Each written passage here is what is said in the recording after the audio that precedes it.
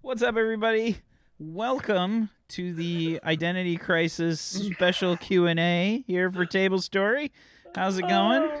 Welcome. Hello, everybody. Hello. Guys like Batman. Tastes like Batman. Oh man! Oh, Goobers and I just decimated each other before this, and we haven't been able to recover for like a minute. Phrasing. Yeah. Oh, God. oh. These seals. How's everybody doing today? Welcome to the stream. Happy Friday, guys!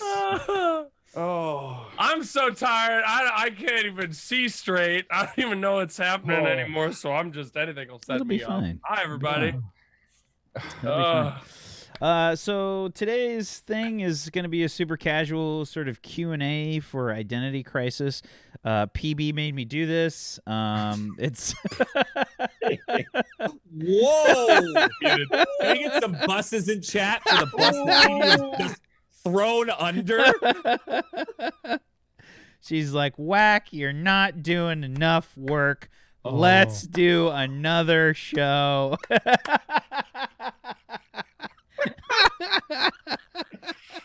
oh my goodness! She's still muted. That's You're the still greatest muted. part. I know. She had to. She self-muted. Yelling at you, muted. Oh Fucking man! scream. What the hell? Tarzan, watch out for Oh, yeah. that tree! That was Tarzan. All right. So you know when you're getting to that point with PB when Tarzan makes it. It's actually because I play scary games on Fridays and I'm a huge chicken shit, so my voice is completely gone because I've been screaming the whole time. Gotcha. So, What were you playing today? I was playing Dead Space 2. Dead Oh, Space. so good. It's Again? real good. Yeah, I haven't finished it yet. I finished the first Oh, Dead okay. Space and now I'm on the second I one. was gonna say, Have you never played them before? I'd played the first one, but not the second. They're really good. Ooh. They're Yeah, the second one's real good. Dead Space wonderful is super games. good. They're really good. Do you need screaming lessons or goobers? I do know a couple tricks that'll help you keep your It's all voice. about the diaphragm. Yeah. It's all about the diaphragm. Yeah. Some of it. I Some of think it when is. I'm fearing for my life, I'm not thinking diaphragm. I think I'm just thinking that something awful is about to happen to me. If you train yourself to speak from your diaphragm all the time, then you will just naturally scream from your diaphragm. You think so? Uh-huh. Yeah, actually. Yeah, you Yeah. do. I mean, I Yeah. do. Like, Oh. If it's you, more yeah, like after streaming for me, that it I'm like this just this Yeah, is so all super- tired. It's it my just, abs like, are always really relaxes. tired. Yeah, I'm like, oh fuck, now I can be fat again. Yeah. Nice. that's also how you like don't throw your voice while you're speaking that much. If Yep. you bring it from down here. That one or the other one is to when you yell, you can either go ah, which is all like right here from right here, or you can go ah, which is all from up here. And so that's if you switch between the two, you wear out your vocal cords in two different ways, and one heals while one is being used. It's like Never singing, yelled but at louder. Well, you can also be like, what with the wet That's boys? Goober's motto, actually, Vio. That's good. Like That's singing, but louder. that's his literally how tagline. That's his there's a- I mean, tagline for his one channel. is literally whatever normal it's called, and then the other one is falsetto. It's the same thing, but Yeah, falsetto's fucking yep, head it's voice. the nasal one.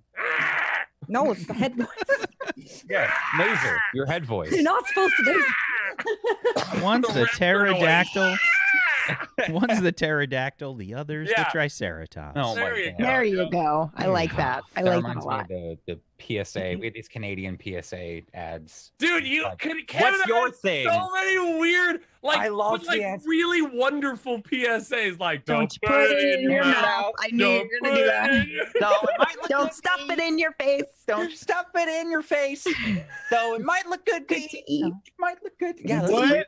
It was a song about not accepting candy from strangers. Yeah. These Yeah. are all Taking- sub Well, alerts. no, it was. I Yeah. remember watching the video. It was also about just like not eating Shit. eating anything Yeah. that you shouldn't. Like, yeah, like like don't, yeah, dude, don't just why like doesn't put shit in your mouth. Don't eat Yeah. it. Yeah. It's bad for Don't you. you put it in your mouth. There was Yeah, an I'll send ad. it to you. The house hippos. Did you guys see the house Thanks. hippos I Saw tweeted that out? one too. Yep. Oh, Saw house that- hippos, those are great. I've North seen American That was house so hippo. good. There Yes. was this very realistic advertisement of a hippo. They did great CGI work, and they had it like eating chips and like sitting on your counter and eat like making it look as if it was a rodent. And it was an ad that was like it was supposed to supposed to like teach you about propaganda and how not everything you see on TV is real. Oh wow. Yeah, So it was that was great. realistic. It was great. I thought the North American house hippo was like a fucking thing until I was 11. Until I saw the last 2 seconds of that ad finally when I got older and was like, oh, I'm not supposed to believe that shit. Yeah, I we had some get it. weird ads, man. That's good though. That's so good. Like we never had it. Come Yeah, to that's Canada. It was We've one got that the promoted weirdest everyone to have ads. a thing like collect bugs, like showed all these kids doing their things. Like I collect bugs. Like I like being a magician. And then one was like, I like doing, sounds like a voice actor. And he's like, here's a T-Rex, and like does a. Do they just like throw in like a real weird one that just they hope put that in goes? a real T-Rex Yeah. sound, yeah. And then it puts in like an actual T-Rex sound. Yeah, nice. So tonight, guys, we're taking questions and things about identity crisis, which we will choose either to answer or not to answer, depending on how we're feeling. Also, that we may choose to answer them, but respond to them with not the answer that has anything to do with your question. It's kind of we'll like just it's answer. kind of like the powered by the apocalypse system in general. That's how we do that. That was good. Wack. Wow. It's how I like to answer questions from the system. It's good. It's in the vein of Powered by the Apocalypse. So if you guys have questions that you'd like to throw our way, please do. I think to start off the show here, why don't we sort of go around the room? She's doing that Blair Witch camera shit going on right now. It's right behind me. It's right behind me. You're in the It's right house, behind then me. who is boned? Oh my god, it's the identity crisis finale question and answer. Sorry. So why don't we go around the room? Now that we all have motion sickness. Now that what's everyone going on, watching Ray? the show knows what our brains look like. Someone just gift that, please. Just give peanut butter that. Why don't we go around the room? Let's talk about our favorite moments from the show. Why don't we do our favorite moments from the show? Okay, my favorite is coffee. God damn it, Goobers. You had 15 minutes to do that. It was so long. What happened to prep time? I Everybody made yell at coffee. Goobers. I made coffee after him bold, so it brewed longer and still have my coffee in my cup before him. I'll Don't go. you put it in your cup. Sorry. I don't have a true answer, so I really have to think for a moment. But I think one of my favorite moments was the ending there with Jack and Estrella and Bright. That was I don't know. That was just like that was one of the most you ways to go out. Almost. It was. I didn't expect it as a player. Right, like I mean, I kind of caught wind of what you guys were doing, but I didn't expect that, right? And then like when it happened in moment, I was thinking of us leaving in that car, maybe down a freeway, and then seeing the fucking mushroom cloud, right? And just how that would have hit us, and that really hit me there in that moment, like, oh yeah, okay, they're gone, like that. I really was able to get into character real easily that way. Here he is. Everyone cuss Goobs out. I got ready to do it and then no one else did. So it would have just been PB saying, hit fuck me. you, Goobs. Please. Oh, I fucking- typed in the chat, flip bang! Let me shower me in your hate. All right, it fuels me. Just give me. Isn't that a Slayer song? It's just fucking hilarious. If there was one person here who'd be like, "Yeah, that's a fucking Slayer song." Yeah, that or that moment whack that I think Bob and Miss Ferguson had there. There was a really cool moment where like I as a player caught on to what Mrs. Ferguson was saying when it was the whole the implication that I don't have a mom but she's my mom now. And it was cool. It was really cool as a player catching on to what you were saying in the moment, and being able to kind of latch onto that. Those are two really moments that have kind of stood out with me. Dan, I'll what go. about you? PB's frothing at the I'm mouth. ready. No, She's chomping at the bit. I'm so I ready. submit She's my wiggly. time. I submit the rest of my time. It was my favorite the moment it happened, and it stayed my favorite. And it was the moment when you first really kind of had that serious moment with Bob, and there was a tremble in your voice. I lost breath. When? I think it was when. I think it was originally. When My the mom's Dad, villain? him and his. I was gonna Yeah. say when he talked with his dad. that was good, but there's a moment where he like stopped, and there was just. I just remember feeling like what is happening right now, and just being totally. I think it was my in mom's the a moment. villain. It was Yeah. Bob Yeah. talking to Jack Yeah. right before the lab got blown up, like when that was right before the yeah. moment I had Yeah. mentioned with Mrs. Ferguson there, where we Yeah. had that really serious moment. Because I was that- blaming you. I was blaming Jack. Yeah. Dad Yep. was the connection. Yeah. Because that was Yeah. like he was pissed because I just saw my dad. That's what it was. I just seen my Yeah. dad. He gave the information about Jack's dad, and then I'd called and was like, "We Yes, you were upset with Jack. I Yeah, was like, it we was have to so talk, good. hang up, like was I'm so coming good. over." Yeah. Yeah. That was emotional. Yeah, You that and was- I were up for a while after that. That was Yeah. I couldn't come down from that. That was an Yeah. episode. It was a very, very good moment. And also just Bob's character growth throughout the whole show was my favorite. Just because I think he started out as this almost meme-ish character, that you had as a joke, and very much just grew into a person. I mean, all the characters grew, but I really enjoyed Bob's growth I quite a gotta bit. admit, coming from being on Neon together and Jay's kind of like style of character, it was nice to see Bob, he started off kind of goofy, funny, and whatnot, but he had a sense of like like genuineness to him from the start. But really seeing Jay like dip into like actually like hardcore dipping into like the feelings and like those like real raw moments was just like, fuck yeah, man. And you killed it. Yeah. Yeah, thanks. I've never done that. He was a good character to do that. It was real good. I'm really happy He to couldn't see have that. done that though without those moments like the Sam playing fucking games with Sam, the Killer Croc eats a tomato 15 or whatever. right? Yeah. Those Yeah. were there was I didn't And the I didn't- spit over the balcony, that was so good. like I wouldn't have been able to grow Bob like that if you guys didn't encourage me in those ways. He would have just stayed a meme. And Whack, like I said, Whack at the beginning was like, Jay. He did the Jay. Don't make a meme. But it was the very, very prolific Whack. Jay. Pause. Try not to make more, try and make more than just a meme. Just try and give it something. You guys, I couldn't have done that. I don't want to be disappointed, Jay. Yeah. Oh no. All right, Dad. Fuck.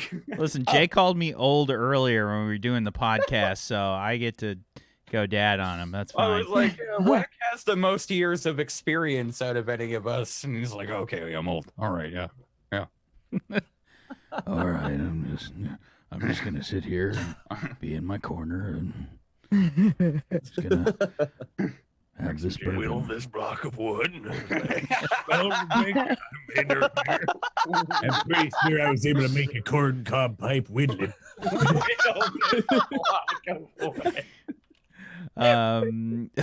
Dan, you want to go next? Oh man. Yeah. I think one of my favorite moments, and yes, Jack was involved in it, but kind of the whole arc is more of just the arc with the Spectral Knight. I think that was, the Spectral Knight was such a good character. I think that was possibly one of the biggest turning points for Jack as a character, but a lot of the others too, because it was the first hero death. It was the first like critical moment where the kids kind of went, we're in way more than we should have been. Like we're not in school anymore. This isn't a fun game. Yeah, this isn't an the after villains want us to die. Yeah. Yeah. Like it's not a club. Yeah, exactly. It would be named, we're the Break Face Club. Her, like it's a club where we get to hang out and goof off and use powers. And then like the strong one of the strongest people we knew died. Yeah. And I think that was really critical for a lot of the storytelling and for how we wanted to push forward as characters and players. Yeah. Also, it was just like someone in chat asked, favorite NPC is Spectral Knight. It was Spectral Knight for like, Yeah. by far the coolest like interpretation of a hero, and like and for me is Jack seeing like he's undead. I'm kind of too. Ooh, Yeah. like That was cool. I didn't. Oh, there was that one part too where Spectral Knight, and like when it was revealed that it was his brother, was that villain there, and Jack had that moment where he looked at that husk and was like, is this like my future? Oh man, that was so good. There's so many good Spectral Knight was made by Brave. It, Spectral Knight was made by Brave Monkey from the Wait, Patreon. what? That was a a Patreon. That was a shut up. Oh my god, that was so good, guys. That was a Patreon. I believe that was Brave Monkey 800, I want to say. Because Whack introduced him on the training round episode when we were doing our patrols. That's and then he just became our ally. Yeah, I'm pretty sad that I missed his death because that was the week that I was away. I can't remember what. That was the week. That was the week before I left for Japan. Mm-hmm. That was kind of my send off. Episode. Oh, was that Austria? I think it might have been Austria during that. Yes. Yeah, I was kind of bummed that I missed that. It was a really, really good arc. The best part was that we brought Spectral Knight on with Brad, and Brad had to be serious. It was great. I love forcing Brad to actually be serious. Serious role play. Yeah. Yeah, he's got that in ragtags right now. I like how we dropped that on him like during a whole bunch of different situations, like serious role playing, and he was just like, Like, it makes me so happy. I can't. There's no Honestly, words. I think Brad's character, like I was hoping he would come back a little bit more because I was hoping so too. That I mean, like because I understand that Brad's busy as shit, but I liked his development there that he had with him like failing that hero test and then like really trying, and even though it was like kind of a meme character, maybe it was just the voice, it lent to his like desperation. Yeah, it did. Like they're like, oh man, like every single time, what am I gonna do? That always like it was. I just loved it. Like he really sold the like the newbie, good Anakin got thrown into doing like he got thrown into the war in the middle of it. Oh my god, I hate that comparison is good. The good Anakin. Oh jeez. Oh man. And in the end he won against his shadow. He didn't get taken by it. Yeah. In the end he took the high ground with Obi-Wan. I don't know. I really liked that. I really like Kyle. I thought that last episode there was funny with him, and then like it's kind of interesting how silly that of a character that was, but it still ended up being such a serious moment in our campaign. Yeah. I think you did a really good job with that stuff, Whack. Like no matter what, it was always brought back to a really kind of the underlying serious note that we were in some kind of danger. Be funny and then sad and then funny and sad and funny, serious. I think the contrast is really important. Whenever you have and this was a note from Chris Perkins. I forget where he said it. I want to say it was maybe like an interview or something, but it was when he was talking about the Ravenloft module for D&D. He was talking about like he said something like even in Barovia, which is just like a hopeless like garbage place that is just devoid of all happiness, there still needs to be like these little rays of light that kind of illuminate the darkness. It allows you to know that darkness is darkness, right? You have to have the balance. So that's something that I always try to do with the show is just I want to have the really like fun moments, and then I want to roller coaster you guys with the intense moments because it made you appreciate each side more. I think, and So, Goobers, you want to go next? We got a lot of questions, and I'm putting them all. I know, I'm writing them all down. I totally forgot we were still doing favorite moments. I was going to ask if I could read a question there. I'm writing them all down. I've got them. Okay. I would say, honestly, that's so. I mean, it's kind of a, it's not a, I don't know. It's not some crazy it's not some crazy like random specific moment that's got some crazy thing. I just like the ending was just like, fuck, man. That was so, the entire last episode was like fucking perfect. Yeah, It was so good. it's badass. It was so good. Like, It was a long episode too. yeah. It felt real too. You know, like we it felt dealt like with this would loss. really, if it were real, it would have gone down that way, you know? Yeah. I don't Yeah. feel like anything was like shoehorned into the story. I don't feel like anything was like we didn't do things that needed to be done. Like we had all that stuff, and like even though we ended the story as far as a cliffhanger goes, like that still works perfectly. Yeah. Like I just think that with everything, and then all like we even had the moment with with Joy, like the model 10,000X is like, oh my god, it was so good. And we had some really crazy rolls that could have just ruined everything, you know. Yeah. Yeah. The dice were there, you know, like the rolls were there. Yeah. And the way that we finished the goddamn session like was just, man, it was perfect. I wouldn't have changed a thing. And I can't say that about a lot of campaigns that I've been in part of. Like there are absolutely things, but like, dude, this is the first one that I just, man, I that finale was just awesome.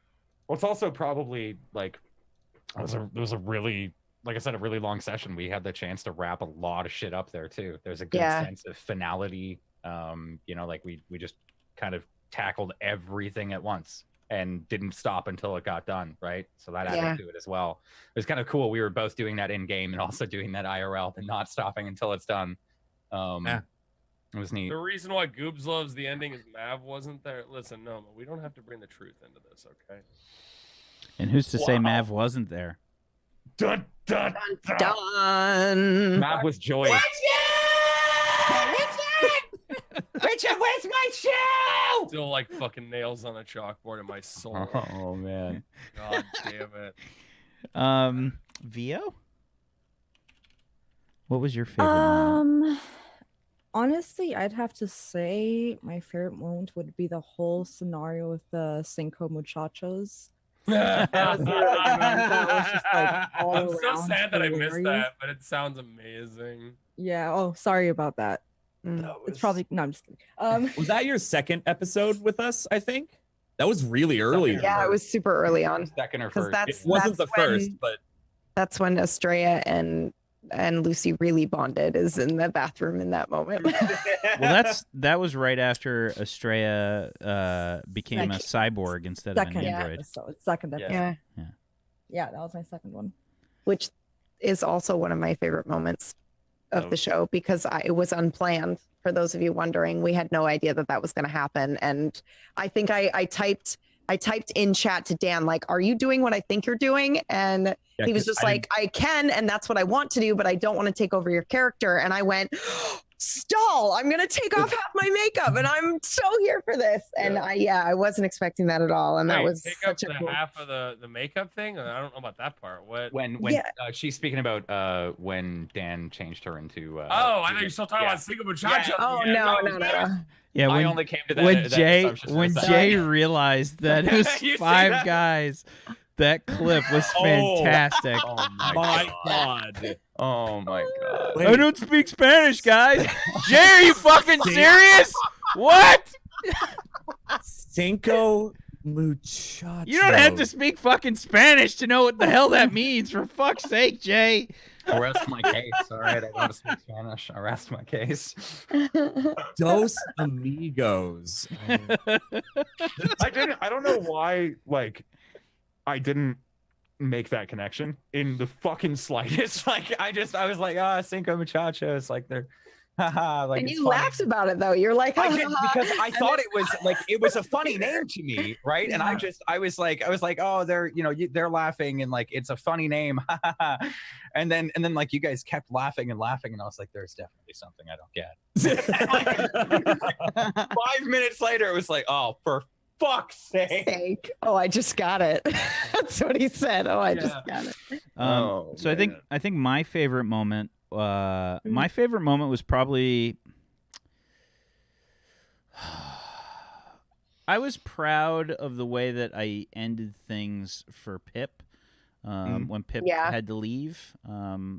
I was working on that for a while in terms of how I wanted to sort of deal with the situation with her sister. So I'm gonna say I'm gonna sort of be selfish, I guess, and sort of claim that moment for myself because I actually spent a while thinking about how I wanted to do that.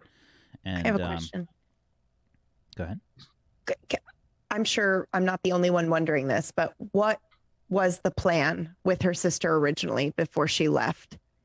Can you divulge that? Will you divulge that? Before she left? Yeah, no, before Pip was going to leave. I think that was always the plan.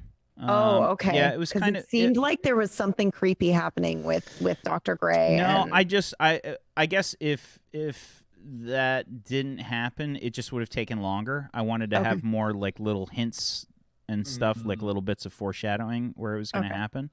But actually, I kind of figured that out from the beginning. That was kind of how I wanted to handle that situation. I really tried to have any situation that was really shitty, like a bad thing. I really tried hard to have a positive spin on it at some point.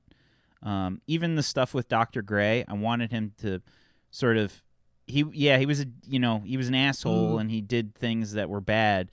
But sometimes people are just assholes. And I mean, they're not all bad. You know what I mean? Like, it's not all shit. It's all, there's some good stuff there. But I don't want to take too long talking about this because I've got so many questions to go through. Yeah, we should move to the next. We should start answering some questions. So, what do we got? First off, this comes from Uthanol. This is for VO. Can you confirm or deny suspicions that Lucy is Diamunda's daughter or granddaughter? No. Oh, no, it's Fatality, not Diamunda, I think is what he meant. Yeah, Fatality was the metal bender. Yeah. Oh. Well, then, yeah. Because Fatality was my mentor. But I'm not related to her. Yeah. I'm not related to anyone from, like, that side, but she was my mentor because I think the story was that, like, I got bullied one day and something, and, like, she came around and she kind of just, like, beat the kids up for me, and then I was just like, oh my god. And she took me in and tried to, like, turn me into villain, I guess, because I showed potential, but I strayed away from it. Jack knew it. Yeah, you literally knew it on this, like, the day that I, like, yeah. But does that answer that? I think that does. I think that does. Yeah, that does. Thank you. Absolutely, that answered it. From Taimaku, when Tiny Pixels left, did you have plans to bring her character back randomly, or where did she go? So it's really hard to kind of manage all the side stories that are going on all the time. There's only so much time in a show. So I guess I didn't really have any plans to kind of bring her in. It really depended. The whole reason that Pip had to step out from the show was that she just was overwhelmed with work, and it was too late for her. I mean, by the time our show was over, it was like 5 a.m. and like she had stuff to do the next morning. Like, she was getting like 3-4 hours of sleep. Like, you can only maintain that so long. So I think, like, if she had sort of changed her situation, or she felt like, she could handle it or whatever, I probably would have brought her back in here and there just to kind of come back and sort of like the way we brought Brad in with Poloculus, maybe in sort of a more diluted, capacity. But I didn't really have any plans to bring the character back. I figured she was happy, like, she'd sort of been searching for happiness this whole time, and her sister kind of got closure on the situation. Not only was she able to help her sister, but she was able to help her sister by being closer to her. So it was like a double good thing. And so that's a good way to end it. Next question is from Lol Pew Pum. Jay, as the only one that changed playbooks, what was the impetus for the change, and did you really want to play Nova from the start? Yes, I wanted to. It was like it was Nova, Janus, or Legacy, I think, but I couldn't make Nova work. And then Pip had chosen Nova, so I just didn't bother with it. I think I had always planned on changing Bob. Actually, I wanted him to evolve in some way. I was originally going to go like Beacon, I think, and have him retire through the Beacon playbook.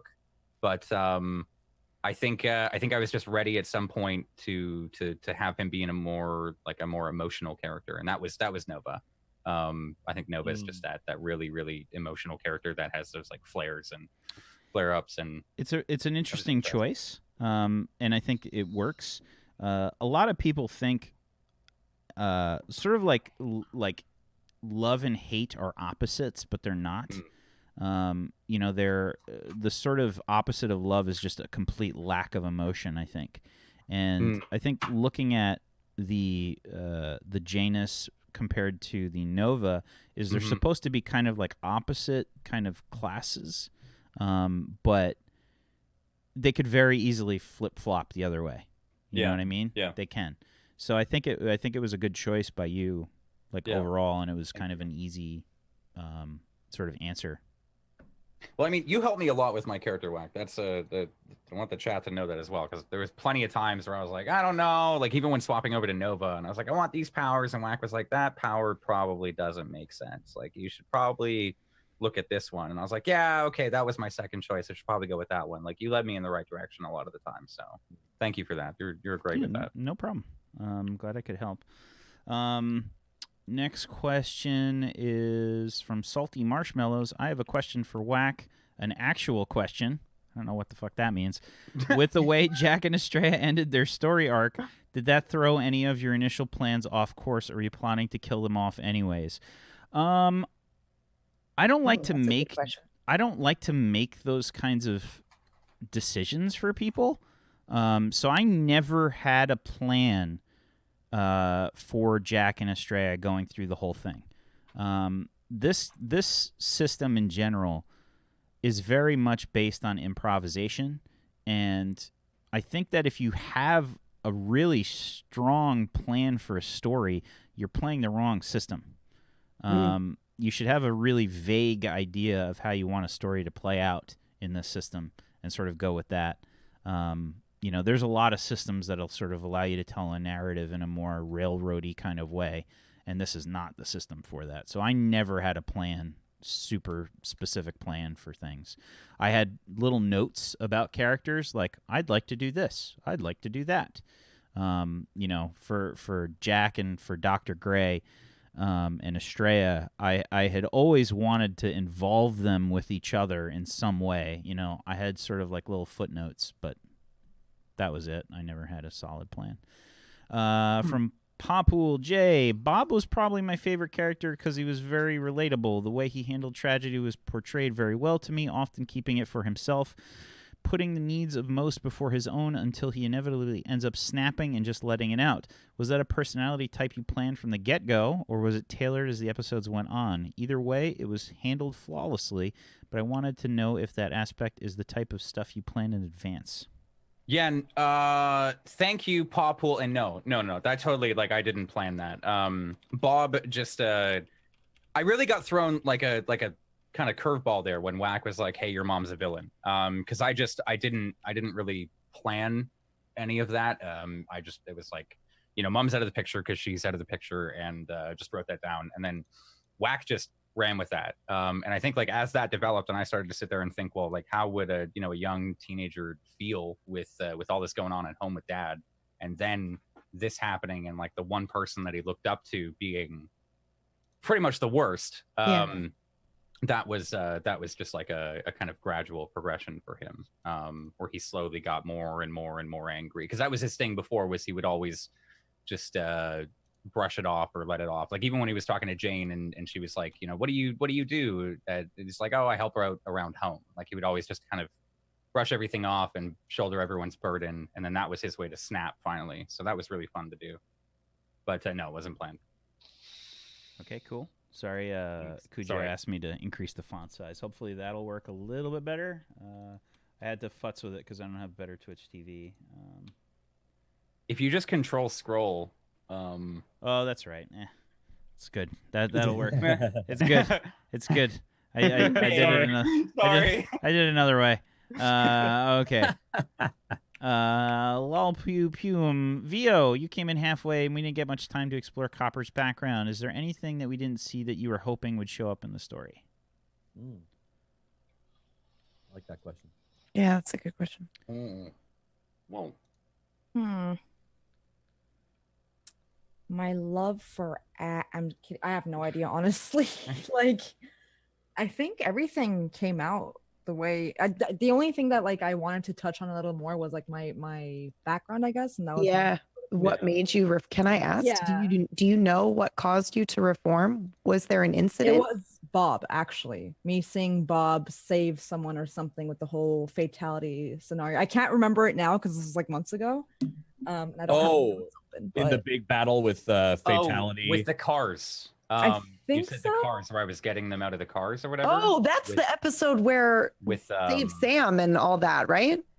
Yes. Yeah, like that so was I right before episode. Saw that I don't have to like be evil to be powerful and to like overcome like my enemies and whatnot, and I don't have like I got bullied and whatnot. Right? Yeah, I got bullied, so I wanted power so I could defend myself, so I'm better than like them, blah blah blah blah. But then I saw that there's like another way. From Grinny Weasley, I have a question for Dan and PB. At what point, if at all, did you two decide that you were going to mesh into one hero? And did you go into the finale knowing that you were going to self-destruct? That moment will resonate with, I'm assuming, me for a real long time. I'm getting misty-eyed just thinking about it.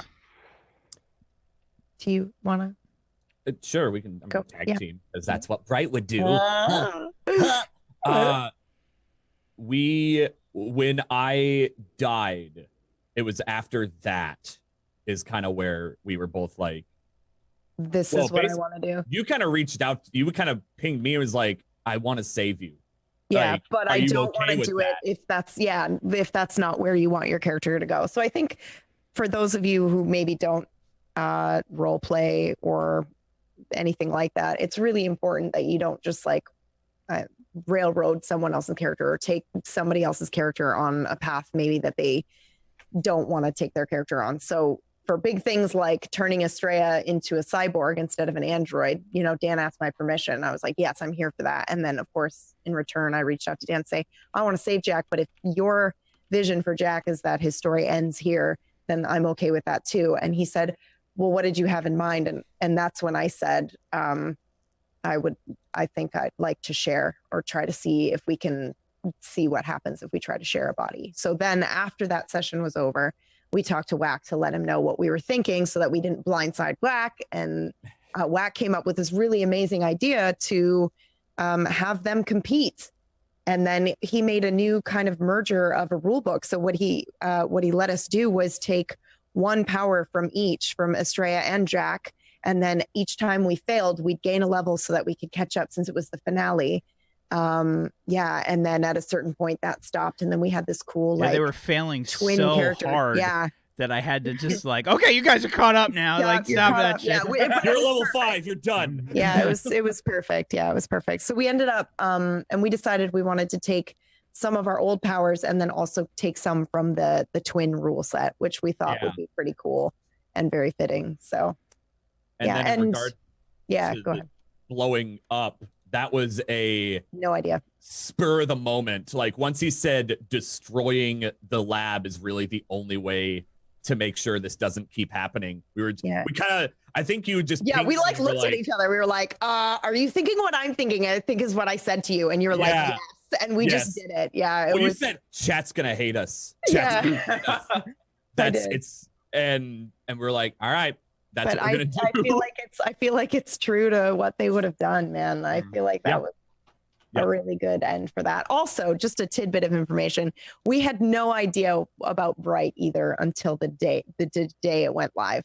We were like, let's call ourselves Bright. Shit happens. Like that's how 90% of the stuff happens. If anybody at any point ever thinks that all this shit is planned, no, it's not. No, yeah. Almost, if there is anything planned, the stuff is like, I have this idea. What do you think? And the other person goes, okay. Yeah, it's just about like communication, really. It's not the idea. That we're like maybe trying to get to the same point, but how you get there and the story and all that shit, it may not work.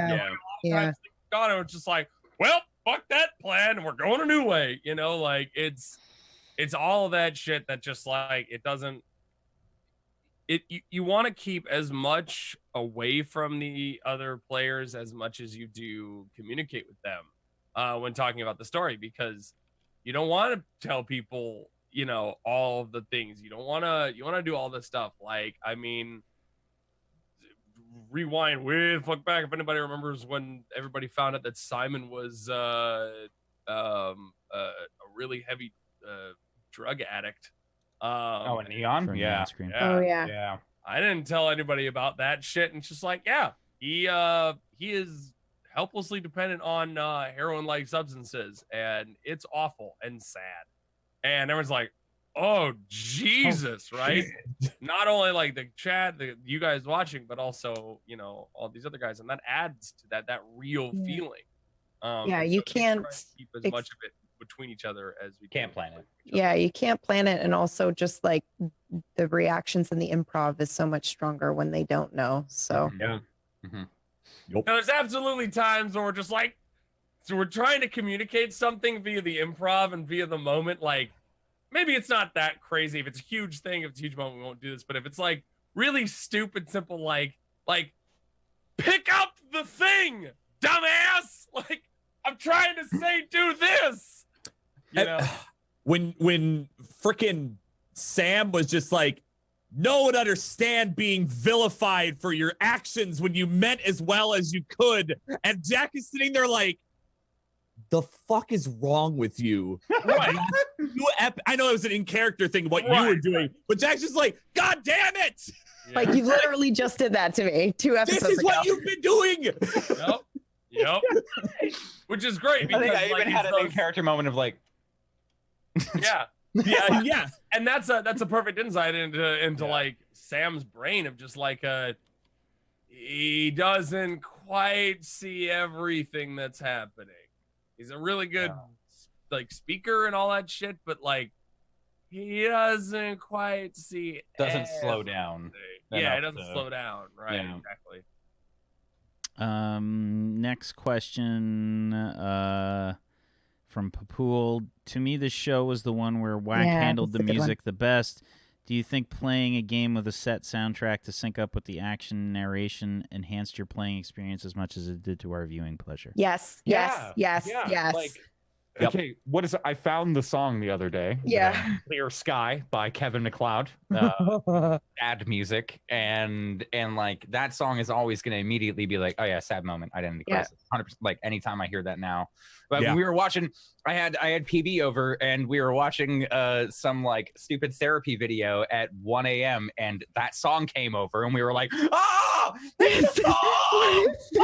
Like, get out of here! Crisis. Yeah, the music was amazing. Just it's holding made me each wanna- other. Like that, yeah. And then we were like, if we had Snapchat, we would just send this to a group of Identity Crisis Was Snapchat. it? I can't remember. I think it was Vio that pointed it out, and we were all just like, Yeah. no, you're wrong. I would say here's the other thing though, it's this, is that number one, yes, I agree, the music was really good for this. It really, oh my god, and the moment of truth music, The first time that happened when Tristana like used it, I was like, what is going like it was perfect. I spent about Like- 3 hours going through the Kevin MacLeod catalog to find was the right perfect. music for everything. Yeah, It was good. perfect. I would say though, I told Wack, I think it was before last session, I was like, you're getting a new sad soundtrack. You're getting a new song. And I didn't say it was because it was too sad or not effective or anything. I'm just like, it's too predictable now. Now, if we hear that, it's almost like a cue to us to like, time to be sad. And it's like, well, you don't want to railroad it with the music, but you've established that. So that's the problem with music, is you have to constantly refresh it like that. There's only so much you can do, though. Like, you got a limited supply, unfortunately. That's what I mean to say, though, is that it's a challenge. When it works, it really fucking works. Yeah. But it's also a challenge because music plus the meaning that you give it tends to carry a lot of weight when you move forward. So if you reuse it later, it's just like when you have a song that you know when you and your lady friend met or your guy friend met, it's like, oh, it's our song. And then you guys break up and you hear that song. What does that mean? That, right? That's that from now on. But it might not mean that to everyone else. So essentially, in this situation, you just have to kind of refresh things over the course of time, but it's difficult.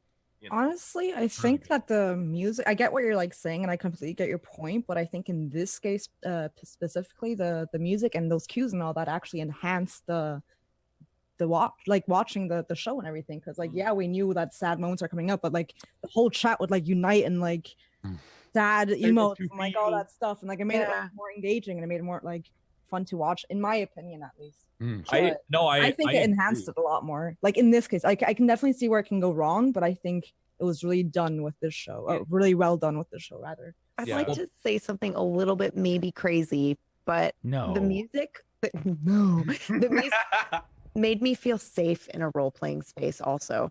In the beginning, you know, once we got used to the music, and I knew that like if Wack cued a music or a song during a moment in which I was having, I knew it was safe to continue having that moment. And it wasn't like, you know, like wrong. I feel like, it wasn't wrong, or I wasn't being rushed, or I wasn't, you know, taking away from anybody's role-playing experience. You know, as a player, I feel like it really enhanced and made me feel safe enough to explore the uncomfortable feelings in front of an audience. So, Well, I think it's also like, I mean, that's great. I think with like, if you're watching, like, think of your favorite movie or movie series or TV show or even video game, and it has sequels or multiple episodes. When you have a recurring theme, music or multiple themes, it does help. It helps at least, at the very least, for the viewing. Final Fantasy, or I'm even thinking like Marvel films, or like, I mean, hell, when I was playing the Spider-Man game on PS4, like, you hear that theme and you're like, oh, like it kind of puts you in the right mindset for what you're doing. The Spider-Man game on PS4 does it especially well, where like every time you swing and they get that like the music of him falling, and they really like it just amps it up and immerses you. It was the same for I'm so salty that game's not on PC. Oh man, I want to play it so bad. All right, Wack, I'm gonna send you my PS4. You can borrow my PS4 for a couple months, buddy. I don't use it. So they got Last of Us on there and Spider-Man. Go play it. All right, let's move on to the next question. We still got a ton. The Lone Wolf 44 Goobs. How difficult was it to think of your character? Sorry I wasn't able to watch the show much, so I don't know much about it. Well, thanks, Lone Wolf. God damn it. How hard was it to think of my character?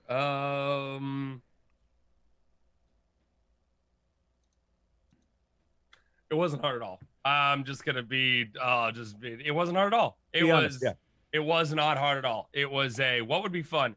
Here, I will say it wasn't hard to think of my character. What was hard is playing my character, because of a very like subtle fact that may not have occurred to any of you guys, like to anyone. But for those of you who've played with me in a role-playing show before this, you'll know that like my standard go-to position on a show is I just naturally go for the leadership role.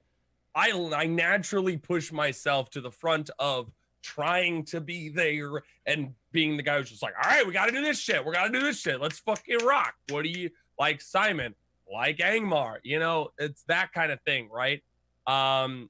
And for this show, I specifically decided and said to myself that I am not going to do that. I will have a character that I can relate to very well, as far as like who just like, he's a loud superhero, like, like I'm aware of what I've done, you know, like I knew that, but the real trick of it was, as far as changing up who and how I play a character, much like how I changed and went for Simon when I did Neon. That was a completely, like, I always played the berserker kind of a character, right? And Simon was like everything that wasn't a berserker, you know.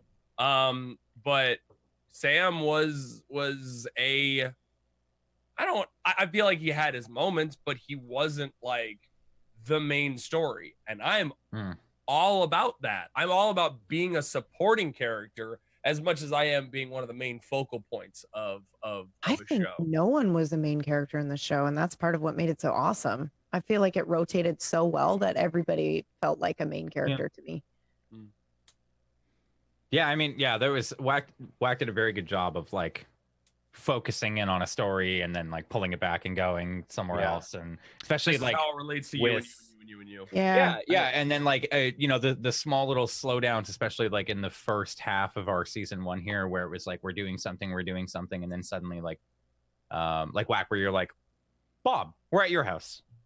And it's just like, you know, 20-minute scene there with the family, and then like we'd go and do something, and then suddenly like, Jack, you come home, and you know, Sid talks to you, and that was great. We all got to express those, I think, like within each episode really well.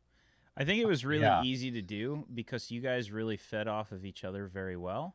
It was just a very fluid thing. Everybody just, you all cared about each other's characters. And when the players care about everybody else's characters, then everything is better.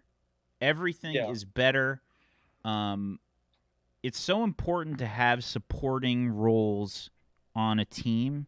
I cannot stress this enough. If you are making a group for any role-playing system, never ever think a supporting character is shitty. They're not. Your job as a supporting character is to be the glue. And it's fun as hell to play the glue because you end up being this character that everybody can rely on. And what do you think all of those moments where me and Bob were getting into trouble? What do you think that was? That's exactly what that was. That I knew going in. I'm like, yeah, I'm into this. I'm into this right now. You know, and all of those moments. That absolutely. Wack is completely right. Supporting characters are so goddamn important. They may not be the most like upfront and the focal point, but they're so important. Listen, there are times that everybody wants to play a character that hits stuff, right? Like, that's fun. It's fun. It's the same. Wants to deal 30 damage in a turn or something. It's the same thing with a Mimi character. It's fun for 5 minutes, and then you need then more. you're like, oh, well, I should probably make some backstory or something. I don't know. It's believe me, like, you should never sort of go into a role-playing game and think, okay, I'm gonna be the leader. You know, like, you know, if you're playing it right, you know, people will just support you. Yeah. You just know. You just know which one seems to be the main focus. Yeah. Well, and that's part of why, like, I tried to play Jack the way I did. Was he technically was the leader of the group? I think it was like decided in episode 0, but I didn't want to play like a full lead character at all. Because I felt like even though like Simon and Angmar have been, you know, they were leads, a lot of the time my characters in Neon Scream kind of almost took some of that role anyway.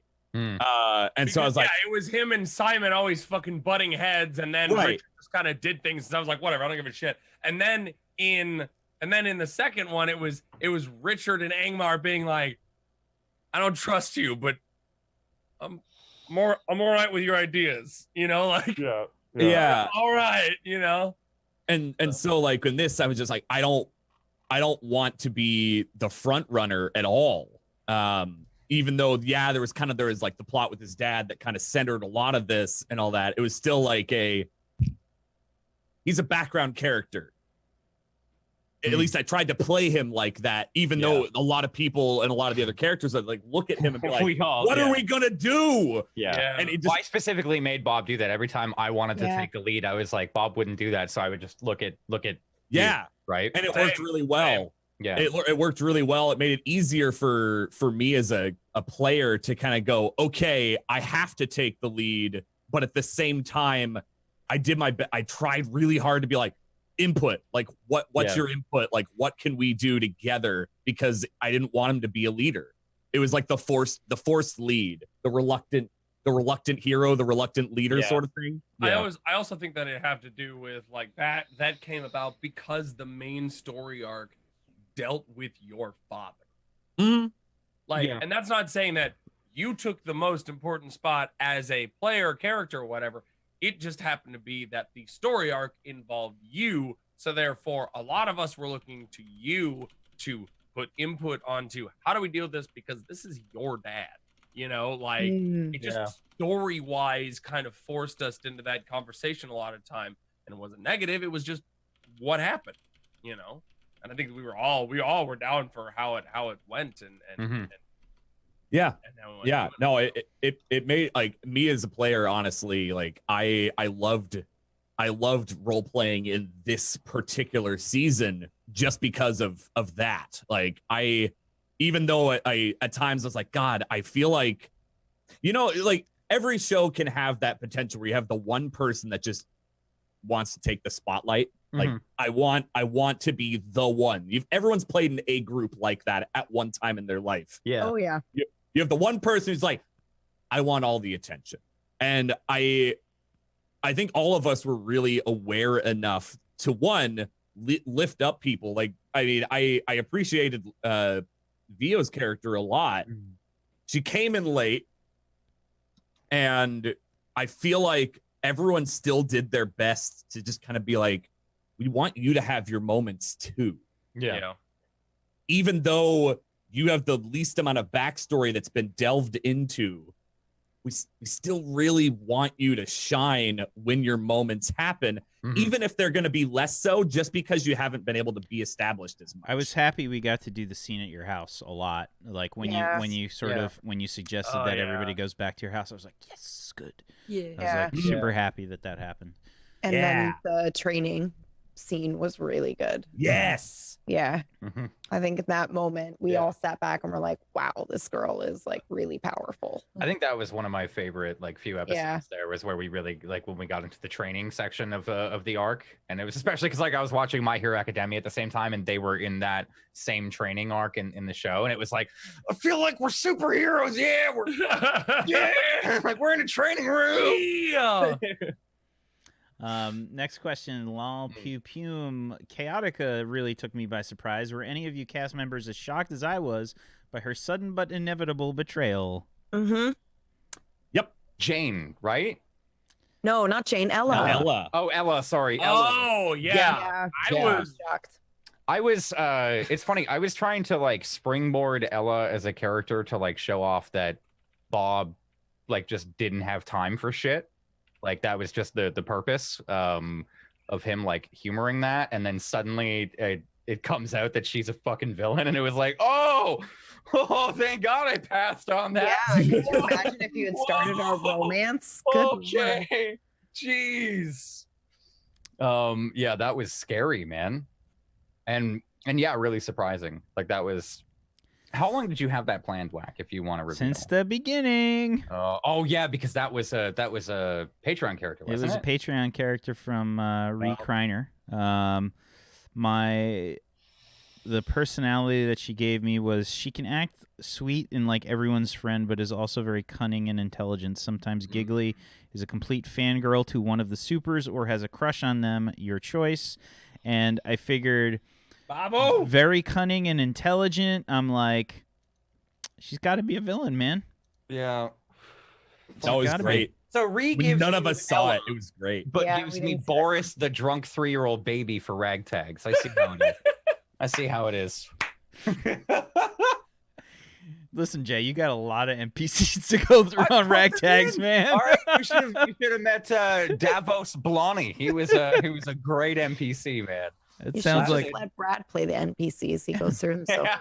Yeah. Oof. Brad, this was like the worst pain we could ever inflict on Brad was adding this to the Patreon.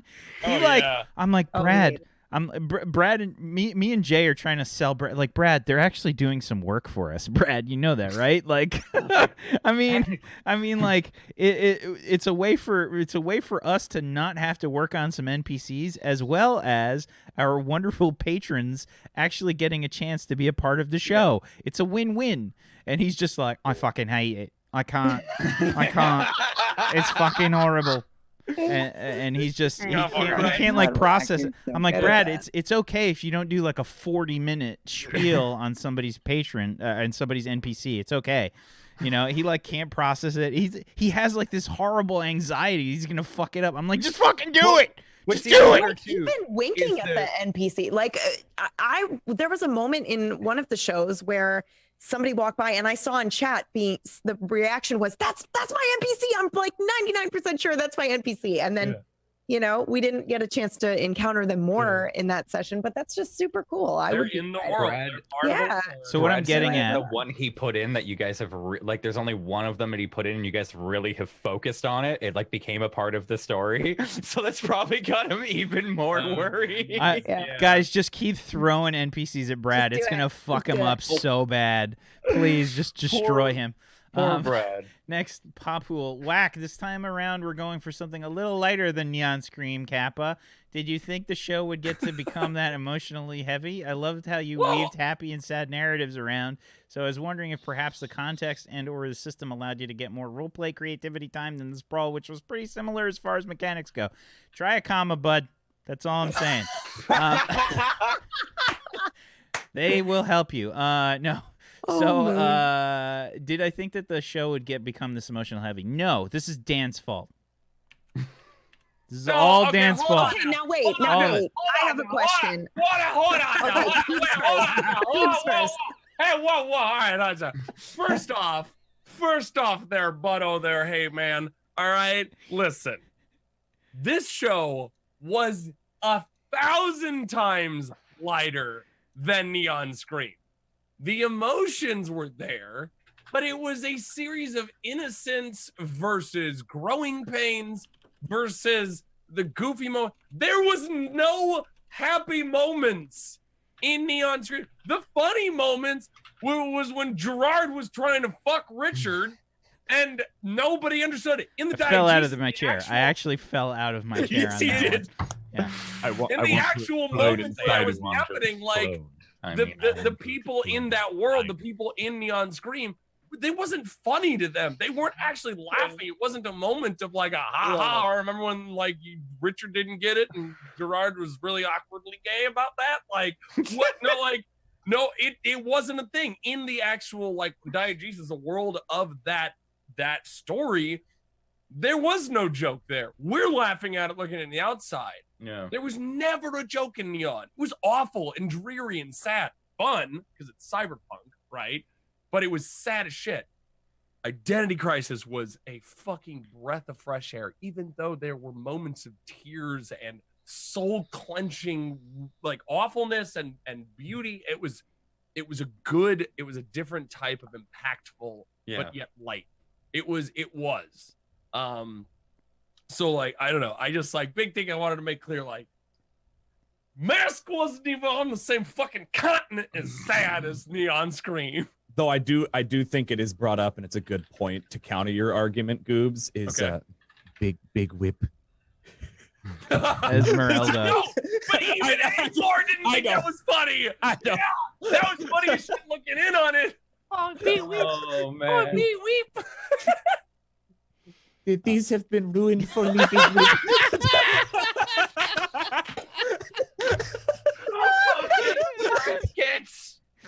Oh man. Oh my god. Yeah, I mean there was. I think that Mass lends itself to just having a more upbeat experience in general. It's just it's meant for that.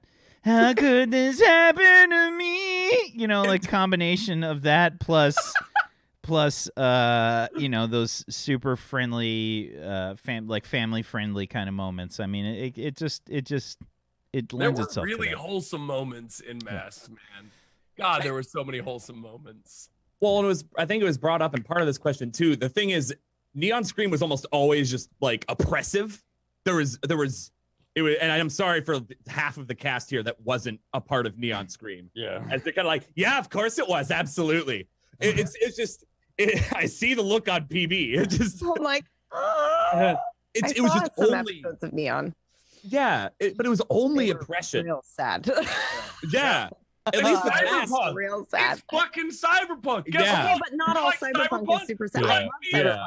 sad. Like, It's not all sad. But like Neon Masks, Scream was just at least, traumatizing. yeah. It went back and forth though. It wasn't all. Yeah. There were the Cinco Muchacho moments. Like Yeah. there, like there was like the meat shake thing, the whatever Yeah. that was. I can't remember what that was called, but like that whole thing, or the prom, the dance night, like the fucking Yeah, prom with the night. makeup. Yeah, that was so good. That was so funny. Oh! Yeah, I know that means 5 guys, Sakata, because fuck you. I just All right, gotta, I know it means 5 guys. All I right. gotta say this, okay? Because I know some of you have only seen tabletop done on Tablestory, so you probably have been spoiled. But Whack does this really well when it's like a really shitty role, like what I did. I really wanted to, put this makeup on Sam and have it like, follow this YouTube tutorial and whatever. And like, it makes sense that an android would be able to replicate that, but I rolled poorly. So Whack on the fly is like, it's perfect. It's just off, like off alignment a little bit, like he does that really well. And well, it just made sense to me that Estrella was watching the video. Yeah. So the video was probably slightly askew, and she's copying it exactly as she sees it. Yeah. Imagine trying to translate a 2D video to a 3D video, have the android record it and process it in a way that's an imagined perspective. Yeah. She's going to copy it exactly as she sees it on the video. Or like, so it's like this, the just like this, instead of straight on.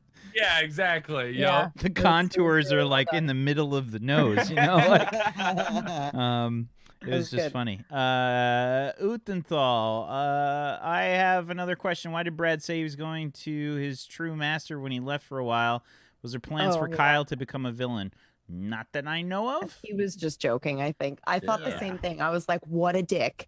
I thought he was a bad guy for a long time. And then he's like, I'm coming back with Poloculus. And I was like, oh, are we going to fight you and kill you? And he's like, what are you talking about? I'm like, listen, Brad absolutely loves the overpowered, super lawful good heroes. That's his favorite. He loves Superman. His favorite hero, Superman. And I don't get it, but that's what he loves. He loves, I think because he can't ever be that way in real life. Maybe. I don't know. Brad. Get fucked, Brad. We love you, Brad. Listen, I love Brad. He's a good guy, but he can't process how to be lawful good. That doesn't work for him. So when he sees that quintessential hero, he just kind of. Hey, listen, it's the Q&A show. This is what we do here. He's asleep and can't defend himself. Oh, please. Oh, He I'm could gonna go ahead and defend Whack on this one. Just get fucked, Brad. You know it's true. Oh, man. He couldn't care less. Unmog, I have a question regarding the system. Compared to something like Neon Scream, did you have problems with the system or things you really like about the system? If you could change one thing, what would it be? Let you guys answer. I found it sometimes a little restrictive in what we wanted to do. We had to look and see, okay, what would that be? What would that fall under? And often we would struggle to find a way to, maybe if there was just one more move or section that allowed us to have a little bit of freedom, that would have been easier. I think that's the only complaint I had. Otherwise, it was a great system. I think a lot of the moves I was looking at were designed very RP-esque. Like some classes just straight up only had RP moves. Yeah. And they was like really awkward for me. I think I really struggled with the superpowers, like especially at the beginning there, where I couldn't really figure out Bob. I just couldn't figure out like practical applications of them. And then when I changed over to Nova, the only thing that I didn't really like was having to like every time I use my powers, it would require burn from then on. Whereas with Bob as the Janus, if I wanted to use my powers, it was like, okay, yeah, that just happens. But if I really wanted to do something, it was like amped up. But with the Nova, it was a little hard to get over that at first, where it was like, all right, well, I mean, if I want to do anything, I have to charge my powers, and I might take positions, and well, fuck, like it made it a little harder to think.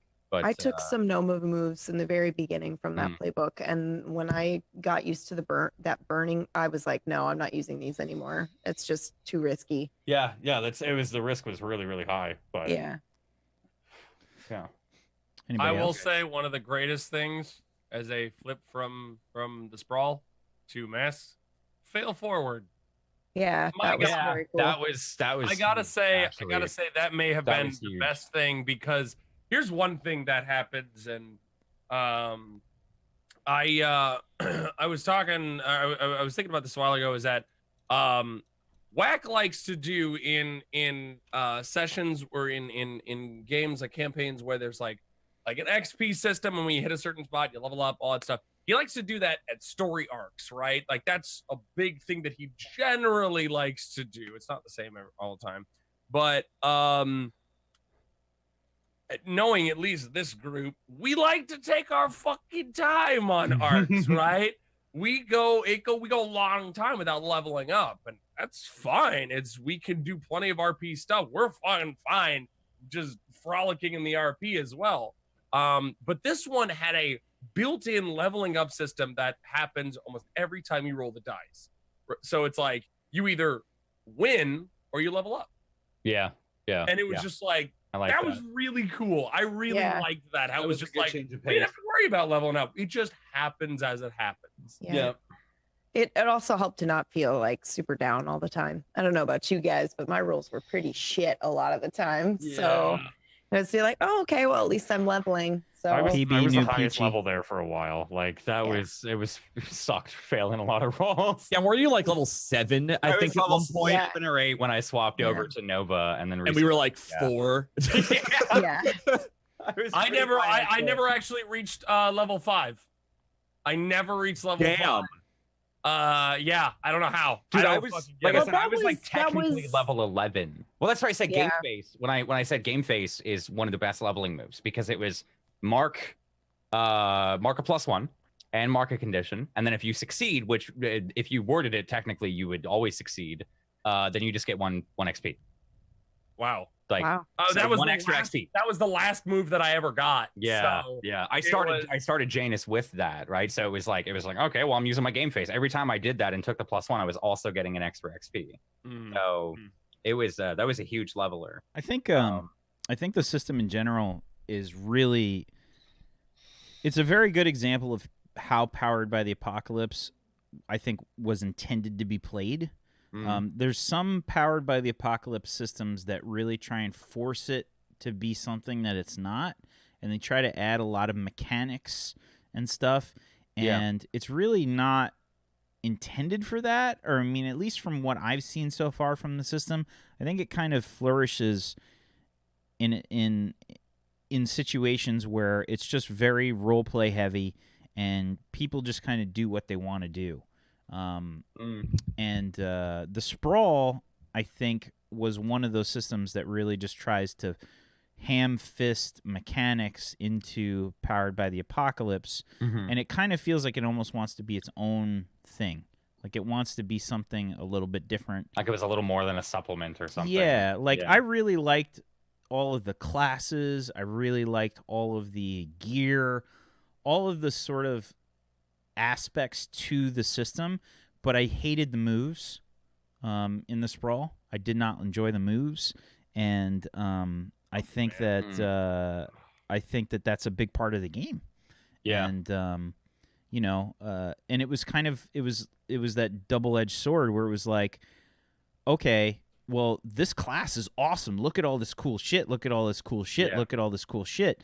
But you can only use it so much. Like Jay hated playing the driver because, he never really got to do that really driver heavy role, right? Like, I don't think you ever really got to that point where you were like, No, you know. someone borrowed my car once, and that was like the. Oh yeah, what's her name? Voss got fucking. Pitt borrowed my car and fucking destroyed it, and then I was like, "Well, this class sucks ass." It was it was just a rough one. So in terms of like my opinion on it, I fucking love masks. It's probably one of my favorite systems that's been used so far. It does lend itself to shorter to medium campaigns, like most of the Powered by the Apocalypse stuff. Yeah. Did you guys like that though? I found that was a great length for a show. Yeah, I know this that was great. chat's like super sad, and we're all sad that it's over. But also, it was kind of perfect. Mm-hmm. It was like not too long. It told a really nice story, and yeah, I loved it. No, I agree. Yeah, It was a comic book arc. yeah, it was so good. Did a little comic book there. Well, I yeah, liked it even a lot. even when Wax said that, like yeah, we're gonna start wrapping up the story, and I was just like, oh, Yeah, well, yeah, I guess that works. And then by the end of it, I'm like, wow, yeah, that was like perfect. that was perfect. Yeah, Yeah, like Whack knew way early. yep. Um, Call on Whack. Thank you. Next question, Red 206. What situation ended on a cliffhanger that kept you thinking about it all week? A lot. There was all so of much them. rage in like 1 second of time there on PB's face that she quickly schooled it back.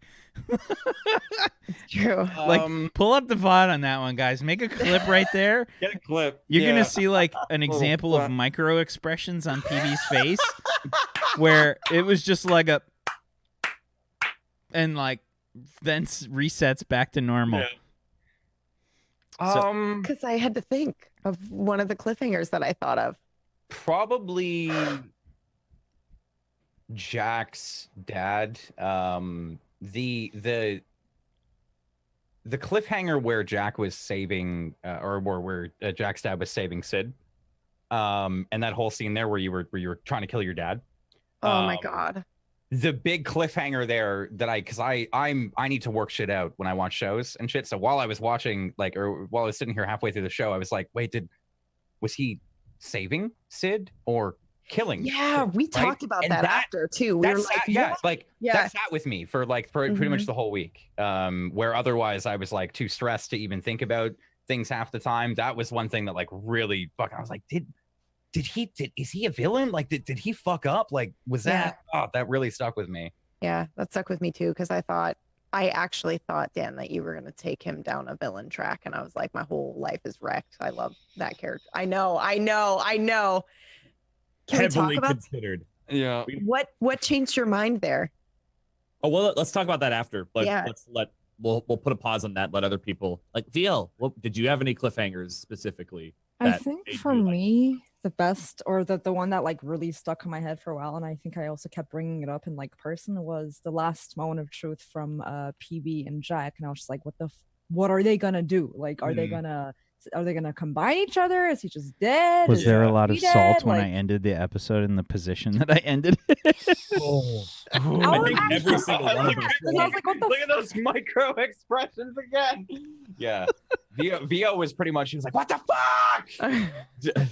yeah, because I was like, dude, no, I love and hate cliffhangers like that, but like literally all the cliffhangers have caused me to shout, God damn it, Whack, whenever there's a cliffhanger at a show or when I'm watching a show. Welcome to the fucking family, VO. We hate it too. We sit there and watch Netflix, show ends, credits. God damn it, Whack. Yeah.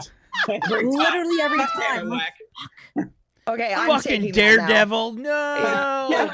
Daredevil is fucking all Whack. the time during Daredevil. I like through Daredevil season 3. I'm not kidding you. Every episode, just as soon as the credits play. God damn it, Whack. That's I should, amazing. like, get up.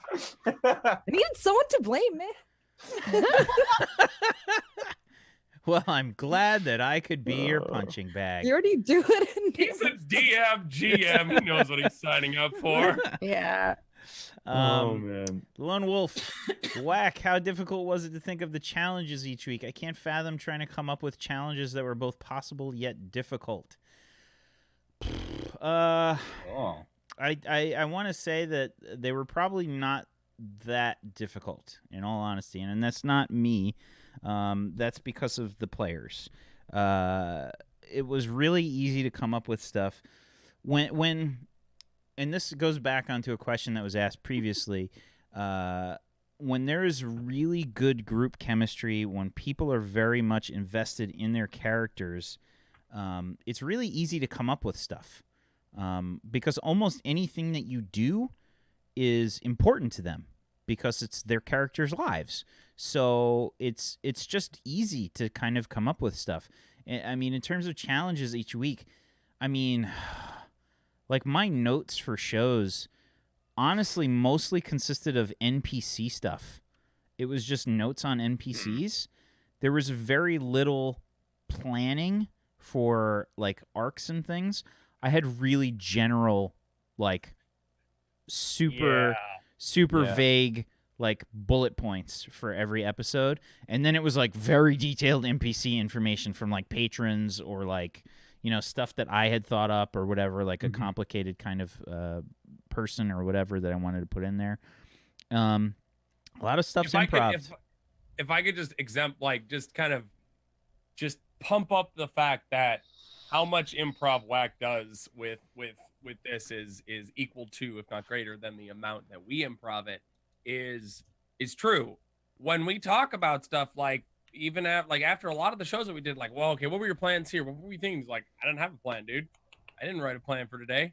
I remember one of the conversations during fucking Nat Ones, man. We'd have these, I was like, how much did this? He's like, I didn't plan anything.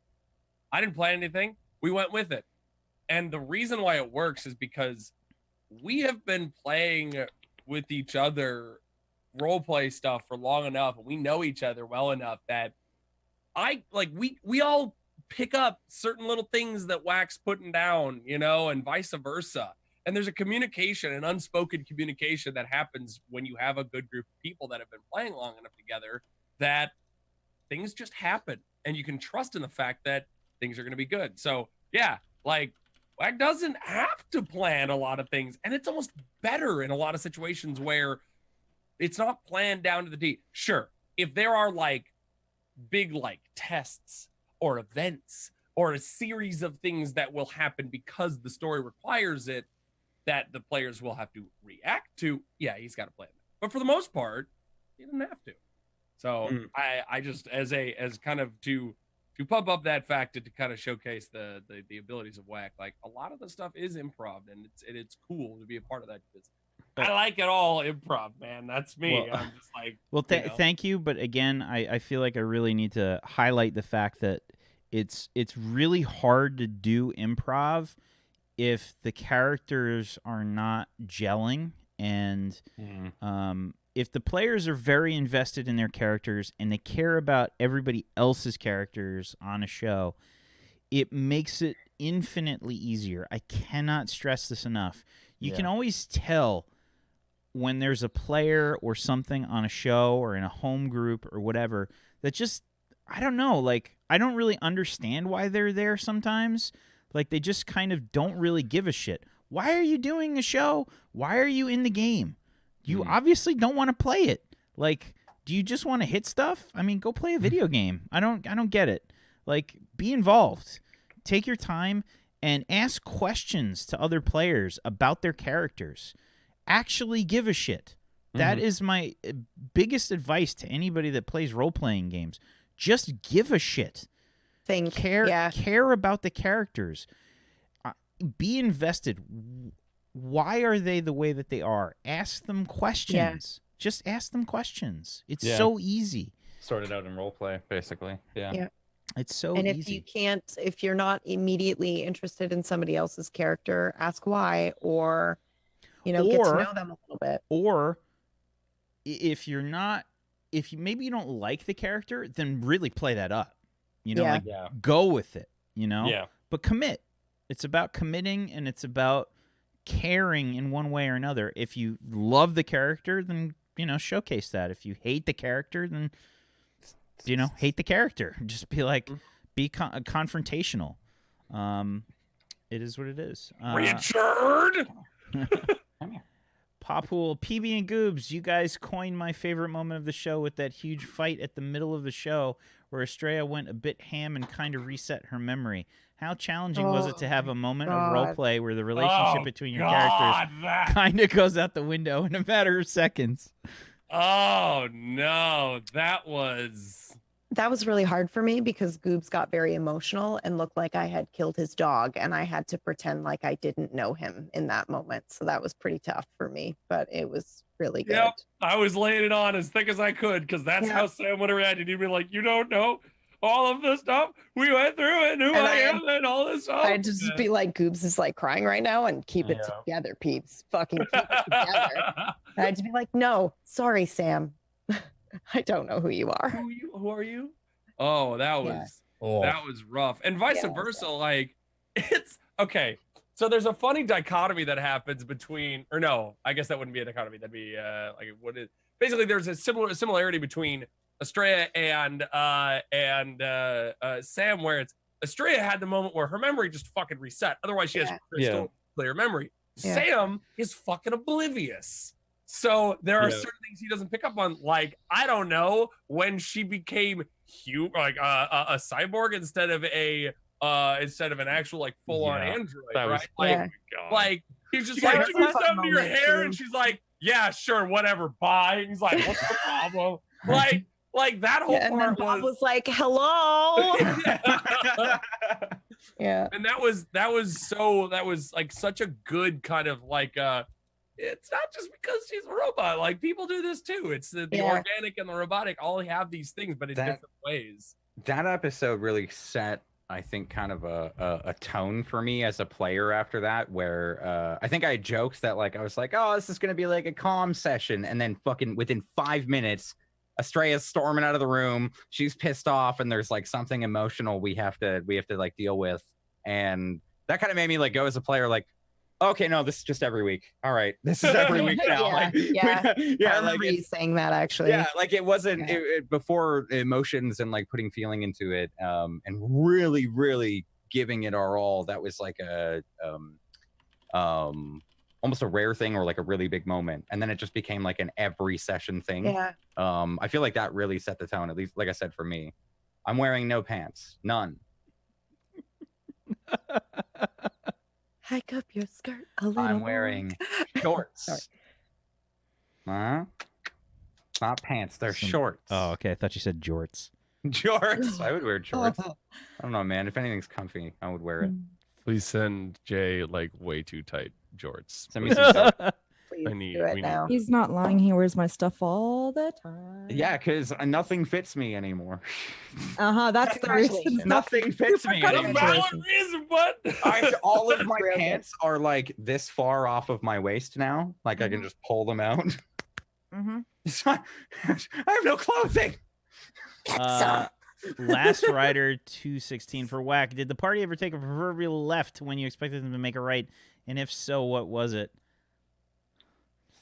I mean, it happens so often. It's difficult for me to kind of like pick out a moment. I mean, that's why I don't get super specific with story stuff, especially with the Powered by the Apocalypse systems. Yeah. I'm trying to think of a really... Well, the professor that what's her name just killed. Moment of truth. Just like, he's done. He's gone. Tristana? You mean? Yeah. No, Dr. Chaos or whatever his name was. Professor Chaos. Professor. No, Brad ruined us all. Yeah. It was fucking asshole. Dr. Catastrophe. Yeah, whatever that was. Yeah. And I kept calling him Professor or something because I was terrible. Everybody messed with me so bad. No, it happens so often. It's difficult for me to sort of pick a time. I want to say, oh man, maybe one of the scenes with Silhouette. Oh man, I know one. I was not expecting Sam to take her back to Bad Rats. I was not expecting that. That was probably one of those times, I think. Yeah. I would say for me. That's surprising. That was a surprise. Yeah. Which was very well done, because there's no way Sam would have known about her suit the way we did. So he wouldn't have known. He thought he was saving the day. And meanwhile, it's like you took the suit away and she's going to blow up and kill everyone. It's like crazy. Yeah. QT Purdue, did you think you had agency, or did you realize you were dancing in Wax Hand all along? I definitely had. I felt agency the entire time. Absolutely. Yeah. There was no like. I don't think there was. Okay, the only time I think I felt like we had no choice there was I think that final episode, and it was just because I didn't get it, because it was so like we were like, save the day, save the day, save the day, and then suddenly it was like aliens, and it felt like we had to go somewhere way across the city, and so that was my only moment as a player where I was like, well, how the fuck do we do that? You know what I mean? Like, how do we save the day in both places within like 3 hours to like, and I didn't realize we were just going until it stopped. That was like that was the only time, but that was like a necessary thing. We had to wrap it up, right? I think Whack you do it really well, where even if we might not 100% have the choice, it's like it's always the illusion of choice as well. Yeah. It was great, I think, throughout the entire campaign. Well, thank you. Again, it's I don't like to get super specific with plans. And this goes, I think, with pretty much any D&D or role playing stuff. You can't, there's only so much railroading you can do. I mean, we can get away with it a little bit more on shows because we kind of like have to wrap things sometimes, but even then, like, I don't like railroading, and it's you gotta let players explore their characters. The only time I would suggest doing it is when stuff gets boring. Like you have to kind of take a step back and be like, okay, and this is a producer thing as well as like a DM thing, is just kind of looking like, okay, is chat being engaging? Do the players look like they're enthused? Like there's a lot of little things you got to read to kind of figure out when you just let people run with stuff. But I just try to avoid any major stuff like railroading. I'll write down important notes, and for me, a lot of the fun part is just connecting the dots from where the players take things. How can I get this plot element involved in their story? That's the fun part for me as a DM, is just trying to take this little snippet. How do I take this snippet and insert it into their story? It's a collaboration at the end of the day. There's a saying, if you want to railroad, write a book. Yeah. Just write a book. Yeah. You can totally tell the story that you want. I always give, if you want to tell a story, write a book. Like, the worst thing you can do, and anytime I see somebody like in a chat or a Discord or whatever that's like, I have this mega huge thing that I want to make, I'm said, that's awesome, but probably not going to work for your table. Like you can't pour it into the world.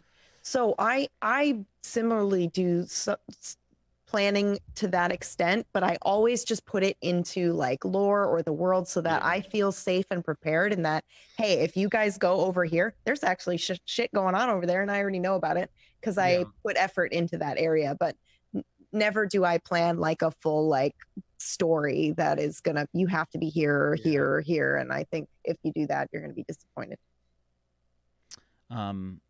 And keep in mind, PB is also a really experienced role player and GM and DM.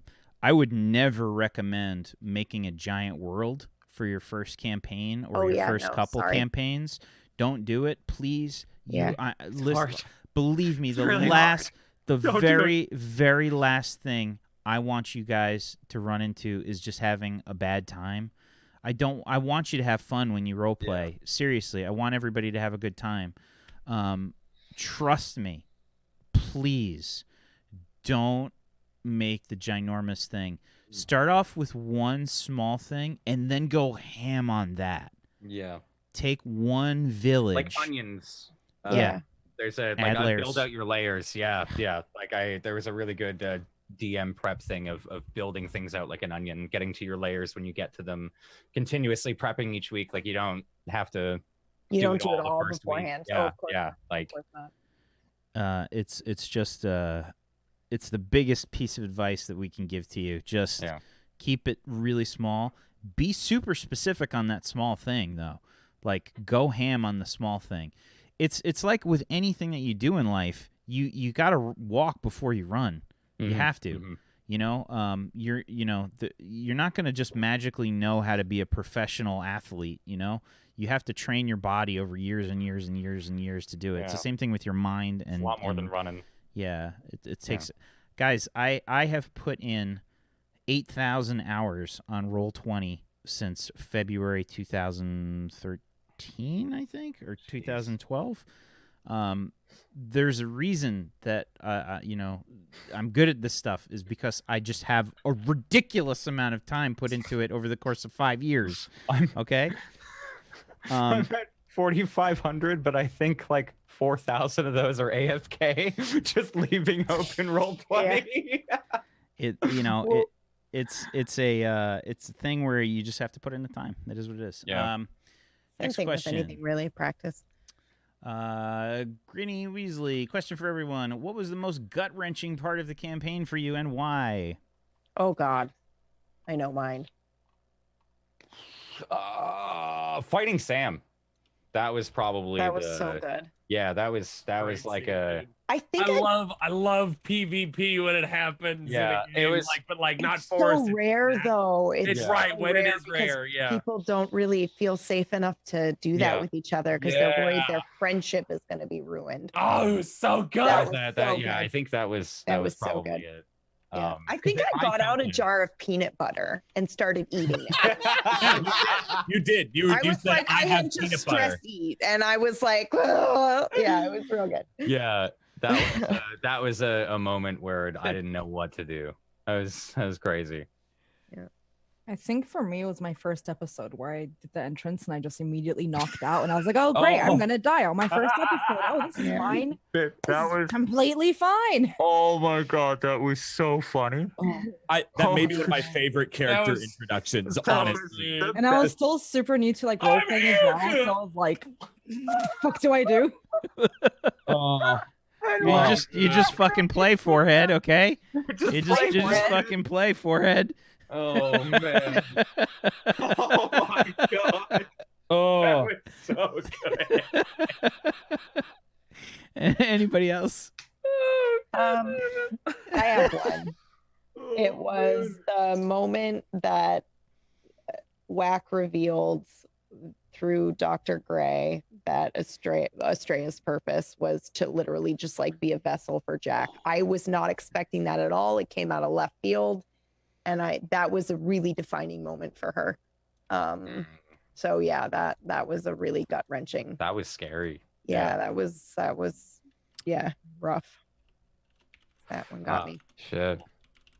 Yeah, I think, God, a lot of moments that I got to have with Sid were so. Oh, when we found Sid in the thing. Oh my God, that was also heart-wrenching. Oh God, there's so many. All right, that's it. I can't think of it.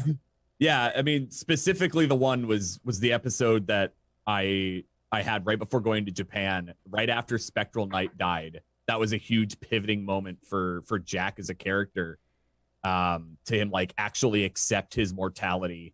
Because before it's kind of like, maybe we'll fix it, I'll make dark jokes, whatever, and then it was no, that's a husk, that's me. That's me. Yeah. And his character breaking. Which influenced him going to try to kill his dad and all that. But that was the big moment, I think, that I really founded his character on. I noticed you put more fear into Jack after that moment. Like, I'm going to die and I don't want to die. And that I found that very interesting. Yep. Yeah. He didn't want to, but he had to accept it. And yeah, that I think was the biggest one for him. Goobers, do you have one? Honestly, the moments, I don't know, that last episode was such a big deal, dude. Like the moment of like fresh. Yeah, well, I mean, like the other thing is like joy, like everything about the Model 10,000Xs and Sam was such a fucking huge thing. And it may have happened at the last episode, but it's like We found out that Estrella and Jack are dead. That's awful, right? And immediately, not even intentionally, but almost as fate would have it, the other Model 10,000X's, Estrella's kind, were led to him, and through a series of things, and he almost honored her existence and honored her life by freeing them and having them discover that what freedom is a really messy thing, which is everything that Sam is, a messy creature of, I don't know, and they've got these robots that are experiencing it for the first time, and the blending of what Sam's character is, what Estrella's legacy is, and bringing all of that together to have this moment of, am I Joy? Was just like, ah! Yeah. And then Haagen-Dazs right after that. Yeah. Dude, every I mean, like, even that was like, there was comedy in that, but it was still the legitimacy of the moment. Yeah. It was great. That was a great moment. Oh, it was so good, man. It was so good. Taimaku. Spark plug and Haagen-Dazs. Taimaku, was Dr. Gray really curing Sydney during the moment that Jack drained him? And I don't want to know. And was that the original Sydney? I do. I do. Okay, I'm lying. I do. I'm here for it. There's a bunch of questions that will be asked tonight that I will not answer.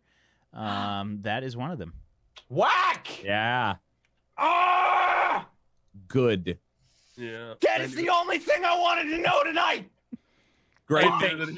Here's the thing that'll piss off characters more. Jack probably could have looked into it, and he chose not to.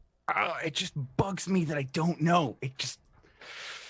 Because he saw it and went, listen, I don't care. My philosophy, okay, with a lot of questions for intense story-based questions, is that it's better to leave it as open-ended, because it allows the mind to wander for all of the fans, for everybody. It's just... sometimes it's just better to leave it like that. Texting you in 5 years, man. 5 fucking years. I'm gonna send you a text. Well, like, there's another saying. You guys are talking about the saying of, like, if you want to railroad, write a book, right? But there's another saying as far as writing goes, or any sort of content creation. The best stories are the ones that leave you with more questions that are answered, right? Where you're so invested, you're like, I gotta fucking know, and the writer's like, I don't know, man. What do you think? It's one of the reasons why. It's one of the reasons why I ended the show where I did, and in the way that I did. It's better. It's just better. Yeah. When you have your questions all answered, it's what happens if it's not the answer that you wanted. There's a lot of movies. I don't know, maybe Angmar being blown to a fucking crisp at the end of a fucking session. That'd be crazy, right? Yeah. Listen, there's a lot of movies. I guarantee you there's a lot of movies and things that you've seen that has just wrapped up every little thing nice and neat, and all your questions are answered, and then you never think about that movie ever again. Yeah. I mean, look at Inception. Exactly. Like, I still think about the ending of Inception, like this many years after. So who's like a Kurosawa fan? By chance, anybody a Kurosawa fan? Seven Samurai is my favorite movie of all time. Oh, yeah. And it's my favorite movie of all time. And for fuck's sake, it was so deep. I have a million questions about so many different things, and it's my favorite movie. So why don't I do that? I love it. I didn't expect to get an answer, but I was still hoping. I'm gonna be like that one annoying fan though, of like fucking every other thing that he does. Every other writer. Comment on really? YouTube. Okay, but but really, like I need 7 campaigns what later. happened? But You can back to my tell me Identity Crisis. 8 years You from can now, we're tell gonna be me. having like a meeting about Tablestory, the multinational brand, or worldwide corporation, and I'll be like, "But really, what happened?" And I'll be like, "What? I've already done I've already done 150 campaigns since then. I don't. Oh what show was that? Yeah, you're handcuffed to the chair for a reason, Whack. You don't leave until you tell me. I am the RPG canon. Inspector D&D. Inspector D. Sorry. For everyone, was there ever a moment when you felt like you messed something up RP or character-wise, but it turned out to be perfect? Ooh, that's a good question. I feel like I messed up with the Janus mechanics of like not going home enough. But I feel like I didn't attend to those responsibilities, I think, in the way that I should have RP wise. But I think in the end that worked out. And that like Bob's last phone call there where he was like, "I'm sorry, I haven't been home in a couple days." Of him switching playbooks was him casting all that out. And I was really worried that I messed a lot of that up in the beginning there. So it was good to have that actually like organically become a part of the gameplay. I thought I was doing a disservice for a bit. There's a mechanic of the newborn, which is your lessons, which I really wanted to explore when I created Estrella. But I never really ended up exploring that. And that is just that you write down 4 different things. I am blank. A superhero should blank, always blank, and never blank. And then I never saw that. Like, for some reason, I missed this. And I saw it like 3 episodes before the finale. When you embody one of your lessons, you can shift a label up and 1 label down, your choice. And I was like, oh, I should have been utilizing this the whole fucking time. If you cause a misunderstanding, collateral damage, or unintended consequences, mark potential. When you reject one of your lessons, which I did the whole show, you can reject its influence as if it were an NPC. If you choose to have it lose influence over you, erase that lesson and write a new one in its stead. Wow. What? I just like totally missed that. You know, it takes multiple playthroughs of a system to really grasp it. This was our first playthrough of this system. We did great though. Yeah, I think we did. We latched onto the system well. There's definitely a lot of stuff that I screwed up. There's definitely a lot of stuff that they screwed up for sure. The whole team point thing. I gave him a handout and comfort or support. There's all kinds of stuff that they didn't use in comfort and support and team points.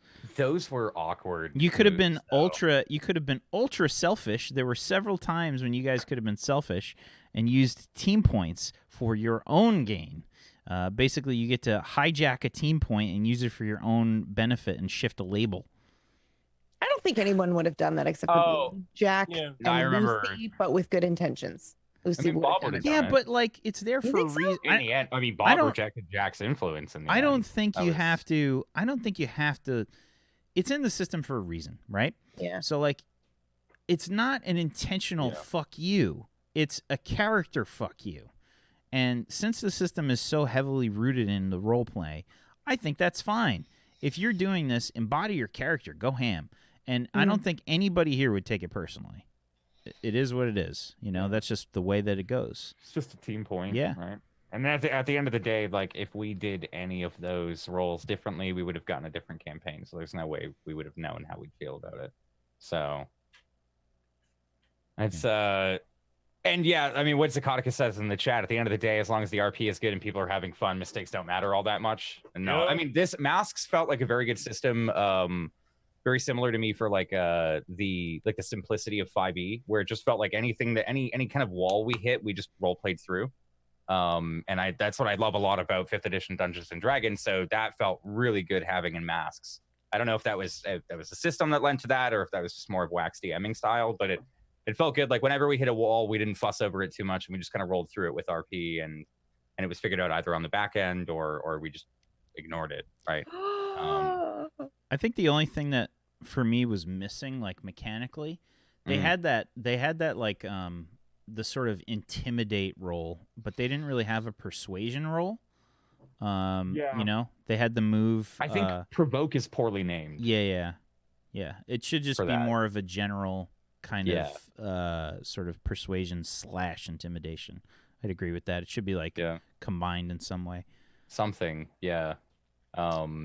I really like while we're on it, the moves, the comfort and support, those rules those moves felt really hard to trigger. Like I felt like we literally as players could not trigger those. It felt like a thing that it was just like rewarded through RP, kind of like inspiration type deal. Yeah, it was. It would feel awkward and ham-fisted if it was just like, Goobers, I am going to comfort you. Right, and that was that was a big deal. We would play through it trying to be like whack, whack, whack, you know. But like, and it's like sometimes that doesn't always hit, and it's nobody's fault. Yeah. But it also just like sometimes it's just like, okay, if I get another condition, I'm just gonna pass out. Right? So whack, I'd like to comfort and support. And he's like, oh, okay, go for it. You know, it's like. But I think that's was our responsibility. It is. So only halfway through did I realize. And that may be a system flaw that I think we are all kind of looking at, where it's like if you have to cut RP to say I'd like to comfort and support and be blunt about it. You got to think from a game standpoint. The game isn't thinking. I mean, they might be thinking, or people are going to RP as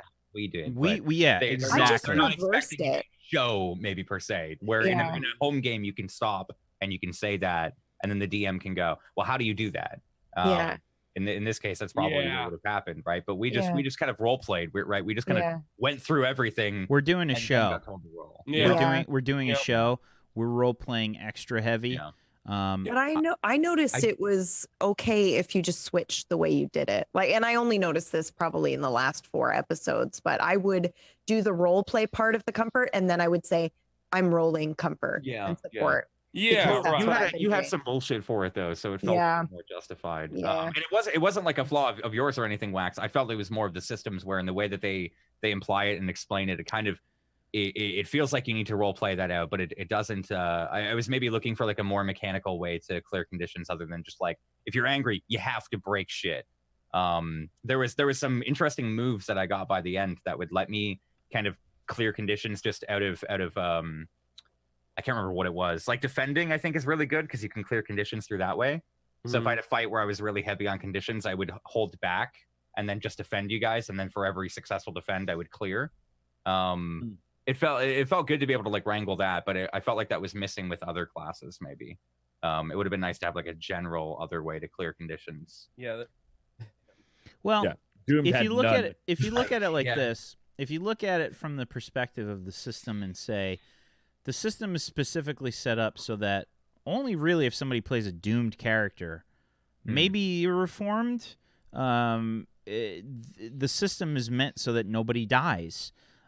So I think leaving conditions on for a while and letting people kind of deal with that sort of personality issue, that emotional sort of rampage that's running through their system is important. And I think if you can just clear the condition right away, what's the purpose in getting it? You know what I mean? It's I like to leave it on for a little while. Maybe I'm looking at them too linear, like into linear of a fashion, kind of like the WHAM conditions in our Sector 49 show. That's kind of how I'm looking at them, but I guess they are totally different. Yeah, it's a completely different system. You can't really judge it the same way. Next question, Grinny Weasley. Were there any parts of your characters that were close to who you are as a person? I know Goobs answered this already, but I'm curious for the rest of you. Or did you try to play a character that was different from your personality outside of the game? I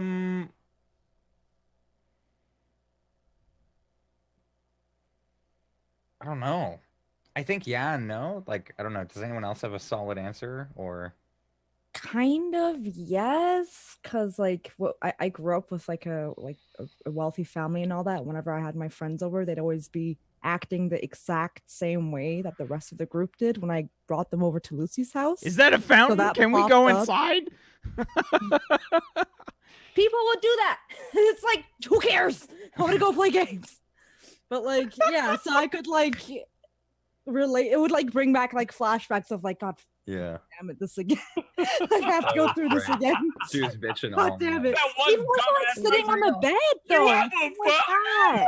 People were like afraid of like sitting on my bed, and like it's just like you can fucking sit on my bed. It's not gonna like it's just so like frustrating to deal with. I don't know.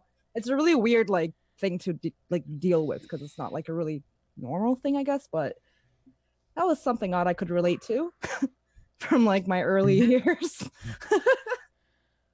I'd like to tell everyone that even though I relate to Sam as a character, my parents are not shitty people. They're actually wonderful people. I love my parents very much. They are nothing like my parents in they're like Sam's parents. So my dad did not experiment on I am not honey. I am not honey boo boo. Okay, Yeah. I'm not. Holy fuck, Sam is honey boo boo. Yeah. Get more likes. Oh, That makes me so happy. You want some That's ketchup great. with your spaghetti? Red There two. was a moment, actually. Goo goo. I a little like so with Jack a little bit. The parents know I grew up in poverty, so I wasn't super wealthy.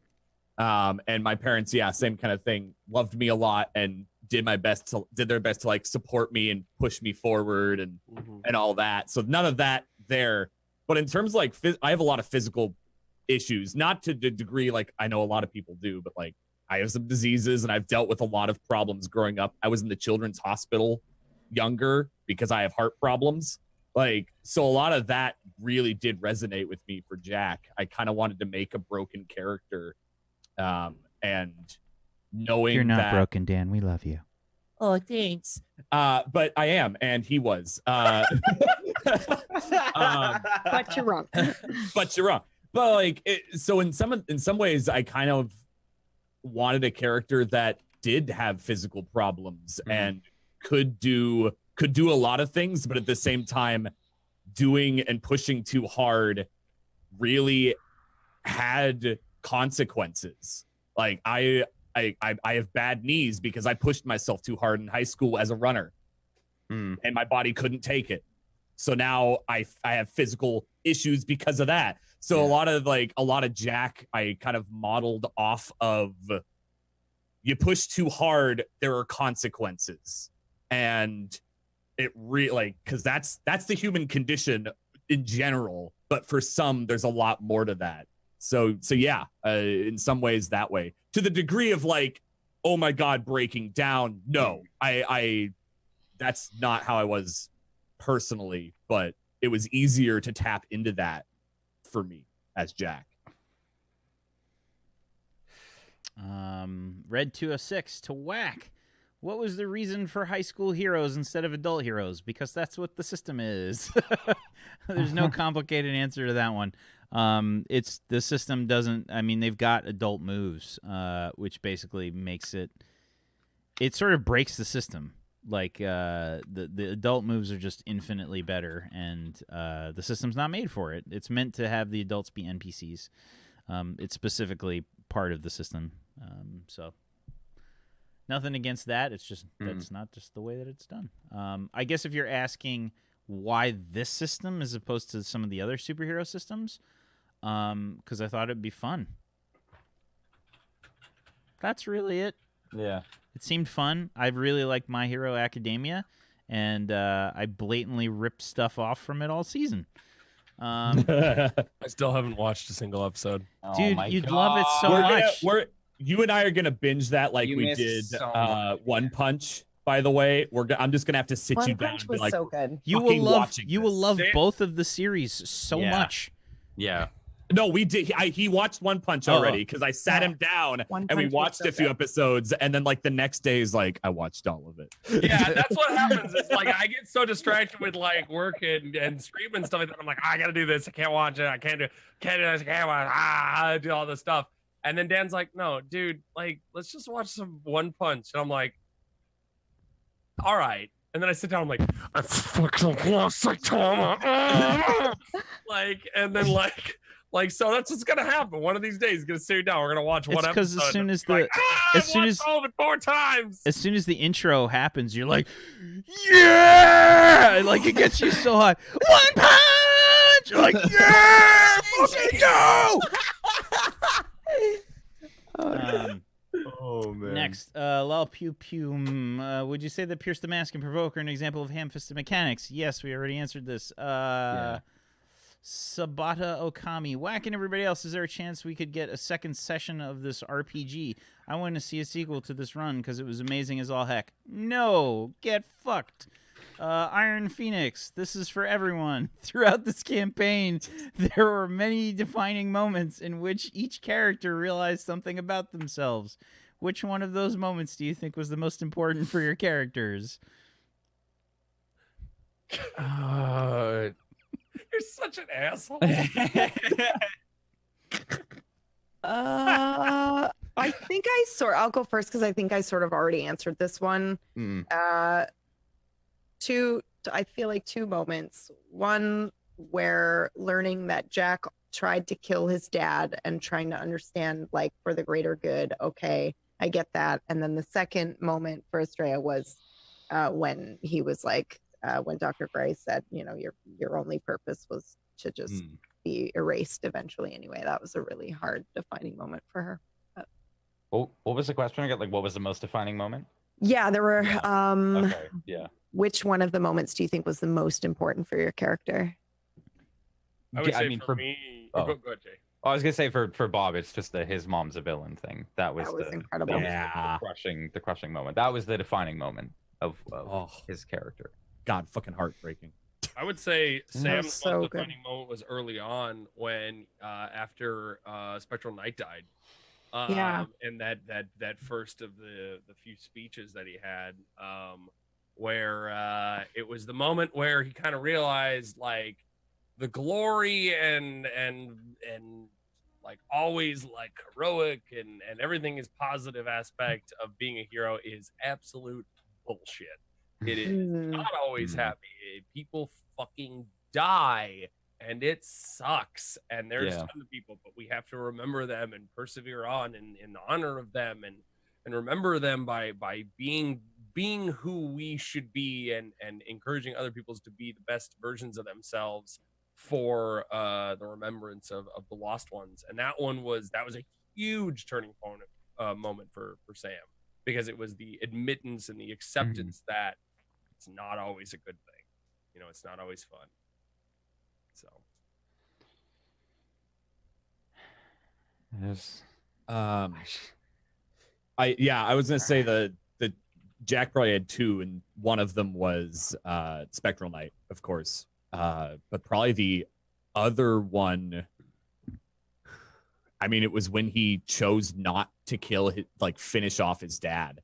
PB had asked earlier, what made you choose, or like how close are you to going toward a villain? And that was it. It was if he had the time, he would have finished his dad off, and Whack didn't give him the time to do that without a consequence that he didn't want, which was potentially Sid getting killed or something. So, but if he had followed through, he would have gone toward the villain route right there. And he was going to, but he got stopped. Huge defining moment. Okay, we're gonna do a couple more questions, and then I think we're gonna wrap things up. The questions about Sid, I'm not gonna answer. Oh, oof, guys. Here's a good one. Salty Marshmallows. Here's one for everyone. If you could do anything differently with your character from the beginning, what would they be? Oh. I would have given Bob different powers. The rodent control wasn't as useful as I thought it would be. still a great power though, dude. It was honestly, I loved it. I loved it because there was that moment with Brad's character where he just didn't fucking know if I had powers at all. It was just such a weird combo. It was so weird. You're like, I'm going to take energy absorption and rodent control. I didn't want to be Spider-Man, right? Webs, venom, regeneration. I didn't want that. I was like, I gotta go with rodent control to be. I don't want. I'm already Spider-Man. I gotta want to be more Spider-Man. Ugh. I think I would have done what's the tank class? The bull? Not the bull, but the other one, the one that's transformed. The transformed. Yeah. I would have, instead of the Nova playbook in the beginning, I would have done more transformed because it would have played into the kind of weird freaky thing that she is. Oh, with your level ups, you mean? Yeah, I think I would have. Yeah, obviously, I would want to keep Astrea as the android, but with those other skills, I would have given her the transformed. Any others? I would say that I would have liked to use my audience stuff a little bit more. I didn't really get a ton of that. I got some of it. Like, I loved the Twitter roll. It was so irrelevant. That was awesome. It was so irrelevant mechanically, but it was so fun every day. Just like most important roll, gotta roll half follower count. It was so good. But yeah, I would have liked to use the audience stuff more. I think that would have been nice. Other than that, I like where the character was at, what he had. I don't think it changed anything. Lol Pew Pume asks another question that sort of wraps things up too nicely for Dan, and I'm gonna skip that one. What was the question without answering it? It asks you about your doomed and how did you feel like you feel like you truly faced your doom? Nemesis. Yeah. Well, let's just let that be. Can we read the lessons since we talked about it? Because I didn't know, but Dan wrote lessons for our character. There is one more thing that I actually definitely want to answer myself. Keto-san asks, what did you think about the moment of truths you get in Masks? I think that it's one of the best mechanics that I've ever seen in a role-playing game. I think it was phenomenal. I love that. And you only get 2 of them at most. And that really makes you think about when you need to use them. We've got 5 players on this show, obviously, so there's more of them to go around. So imagine in a 3 or 4 player game, they're even more special. I think it's a brilliant mechanic, personally. I don't know about you guys, but I think we did a really good job also of kind of putting us in a position where we were so in character that we felt we had to use that moment of truth. So we didn't all save it for the finale, It was really good. Good. I'm glad you liked it. I tried really hard to throw very, very difficult situations at you randomly throughout the campaign so that I told the players when we first started, don't save them. Like, don't just sit on them forever. Use them. They're there for a reason. They're terrifying, dude. They're a terrifying concept. I still couldn't properly grasp them like you guys. I still couldn't properly grasp the taking control of the narrative. That's it was so awesome. It's a lot of freedom to be given, just to be like, you can do whatever you want. Well, I mean, I already feel like I talk too much in general, and I don't want to be the person that takes the spotlight, right? So when it's given, it's just like,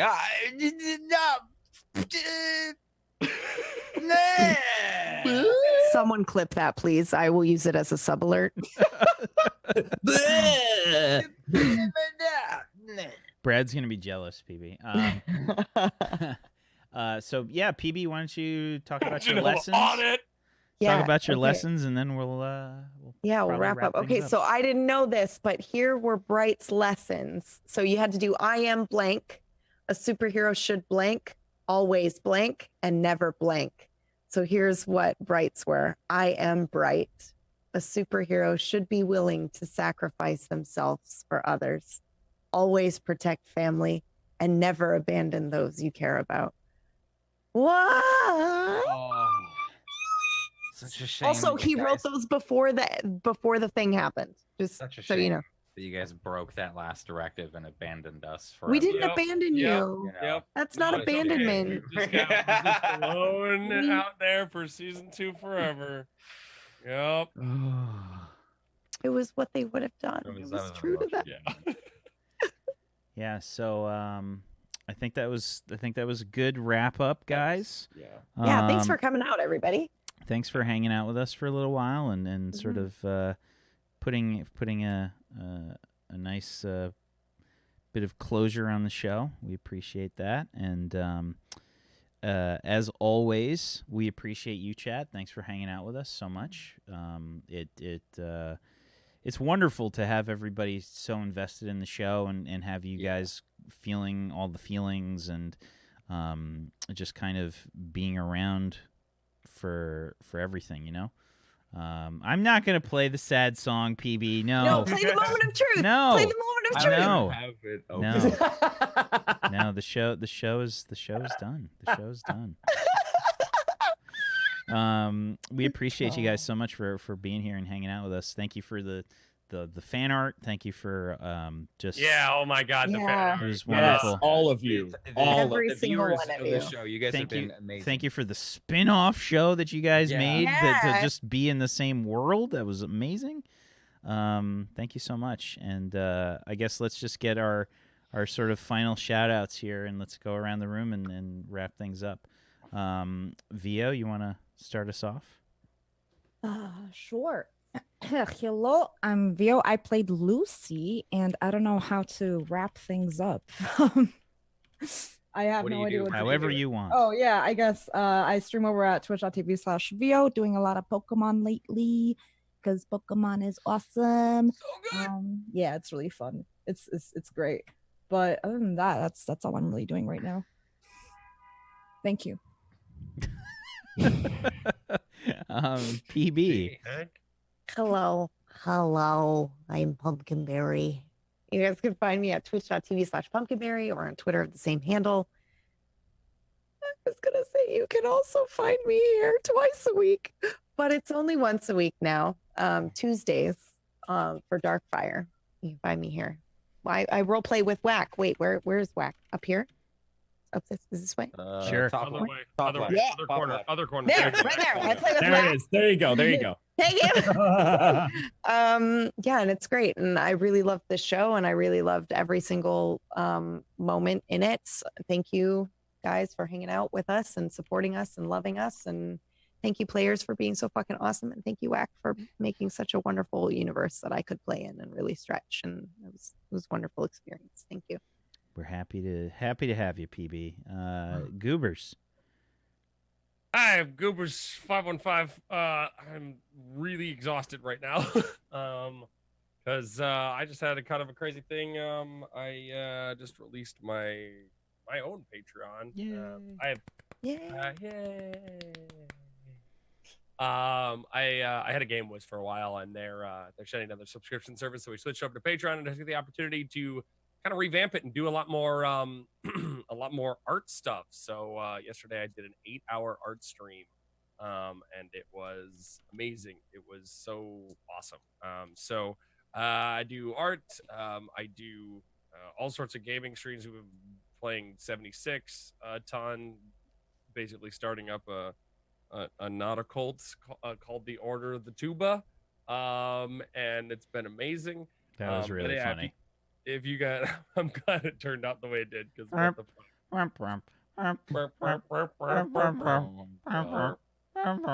yeah, we have a tuba emote now. Oh man, we have a tuba emote and Goops Thulu emote. So if you guys are interested in that nonsense, make sure to follow me at Goobers515 on Twitch, Twitter, and if you want to see my art on Instagram as well. So that's who I am. I am not on Tablestory anymore, so that's a thing. But you know, maybe if there's another show where I'm on Tablestory for another RP's thing that's similar to what we did for Identity Crisis, I might be there. I don't know. Who knows? It could be a thing. What's wrong with you? Why are you acting that way? A lot. Whack, mostly. Whack. He tried to drink straight up coffee beans like I did earlier this week. I put coffee beans in my filter before I actually. I'm sorry. We did the same damn thing within 5 days. I did it 5 days ago, and I see his tweet in the chat like, "This is tired." I'm like, "Oh my god!" I tweeted the same thing 5 days ago. We're both broken. We're both broken. Anyway, from one broken to another. Dan, you next. Sure. Hey, I'm Domestic Dan. You can follow me everywhere, Domestic Dan. I also used to be a part of Tablestory once a week on Fridays, and now the season's over, so I guess not. But yeah, basically we tried to make Chug and Chew. Oh god! Holy shit! I forgot about Chug and Chew. Title of their sex tape. Yep. Title of our sex tape.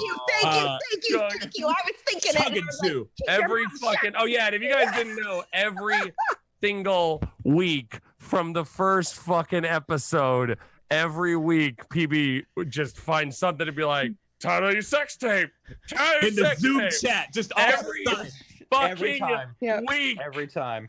Title your sex tape. And then she'd just like have to like go off camera or do something because you see her like if you rewatch it and you see her do this, if you see her do this, it's not because she's getting emotional, it's because she put in title your sex tape. Yeah, that is what happened. She was the biggest Zoom troll the entire show, for sure. It's true. Next to release on the Patreon is my Word document of all of the moments in which it was. No, I'm kidding. That's a joke. That is 100% a joke.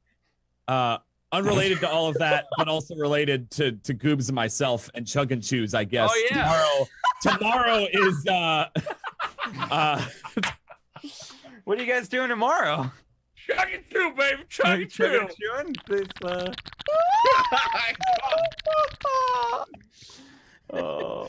No. Waldo Run Duos tomorrow. Goobs will be over at my place. Yeah.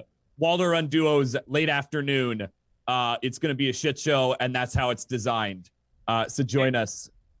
Please, if you are a peruser and somebody who enjoys the high quality of the low quality, make sure that you go. This is what I'm doing right now, okay? Remember the ropes? You're doing the ropes. Goobers had to control an airship on natural ones once, and this is how he maneuvers ropes. What are you like at the fucking gym doing high intensity interval I have training? no idea what I'm doing. Give me 5 more. Give me 5 more. Come on. You go to dang gum CrossFit over there, bud? Yep. Double shake weights.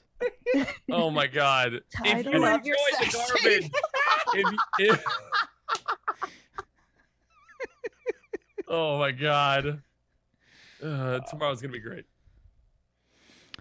Jay. Hey there, boys. How's it going? Thank you everyone so much for watching Identity Crisis. You guys, everyone, all of you in the chat, everyone that's watched, you guys were rabid. Fucking rabid. Like this was, I think, the first show of ours where I sat there and I was like, wow, my God, they like fucking love this. It's like an overwhelming amount of it. It was every single week. You guys have been nonstop posting in the Discord, throwing fan art out there, tweeting us in our streams, asking us about it. Thank you everyone so much. I'm Jay. I DM here every Thursday at 4 p.m. Eastern. I do ragtags, and I'm also in Wax show Sector 49. I play Johnny Flash, the greatest Johnny to ever exist in the world of Judge Dredd. Thank you everyone for watching. Thank you so much, and thank you Wack and all of you guys. This is a great campaign. Yeah, it was amazing. Glad you all enjoyed it. Thank you so much to Dan. Thank you Jay. Thank you PB. Thank you Vio. Thank you Goobers for being awesome role players. I appreciate you. Thank you so much. It was a wonderful wonderful campaign. You know, it's it was a lot of fun, and it really cemented masks into a place in my heart for just an awesome system. There's always some stuff that you never really grasp well in a role-playing game system. I think that there's never a situation where everything just works perfectly and you're always able to do everything that you want, but I think that it worked really well for us, and I think it was a really good system for us, and I look forward to playing it again in the future. I think it'll be great. It won't be with these characters, though. We'll say that. So thank you as always, chat, and we'll hopefully see you tomorrow for the premiere of Crash City, which will have a very different feel than this show, that's for sure. It's going to be super intense and super adrenaline fueled and crazy. It's going to be really. I'm going to be there. Come hang with me. Peachy's chat. Peachy's music is just insane, and you have to you have to full on headbang to appreciate it. That's the only way that it will work. It is super dark and angry synth. Every time I hear it, I just start to. What time is that premiere at? That's 2 p.m. Eastern tomorrow, also known as 7 p.m. British time or 11 a.m. PST. So sweet. Hopefully we'll see you guys there. You have a wonderful rest of your Friday. Good night, everybody. Peace out. Bye. Bye. Bye. Blackout. Bye.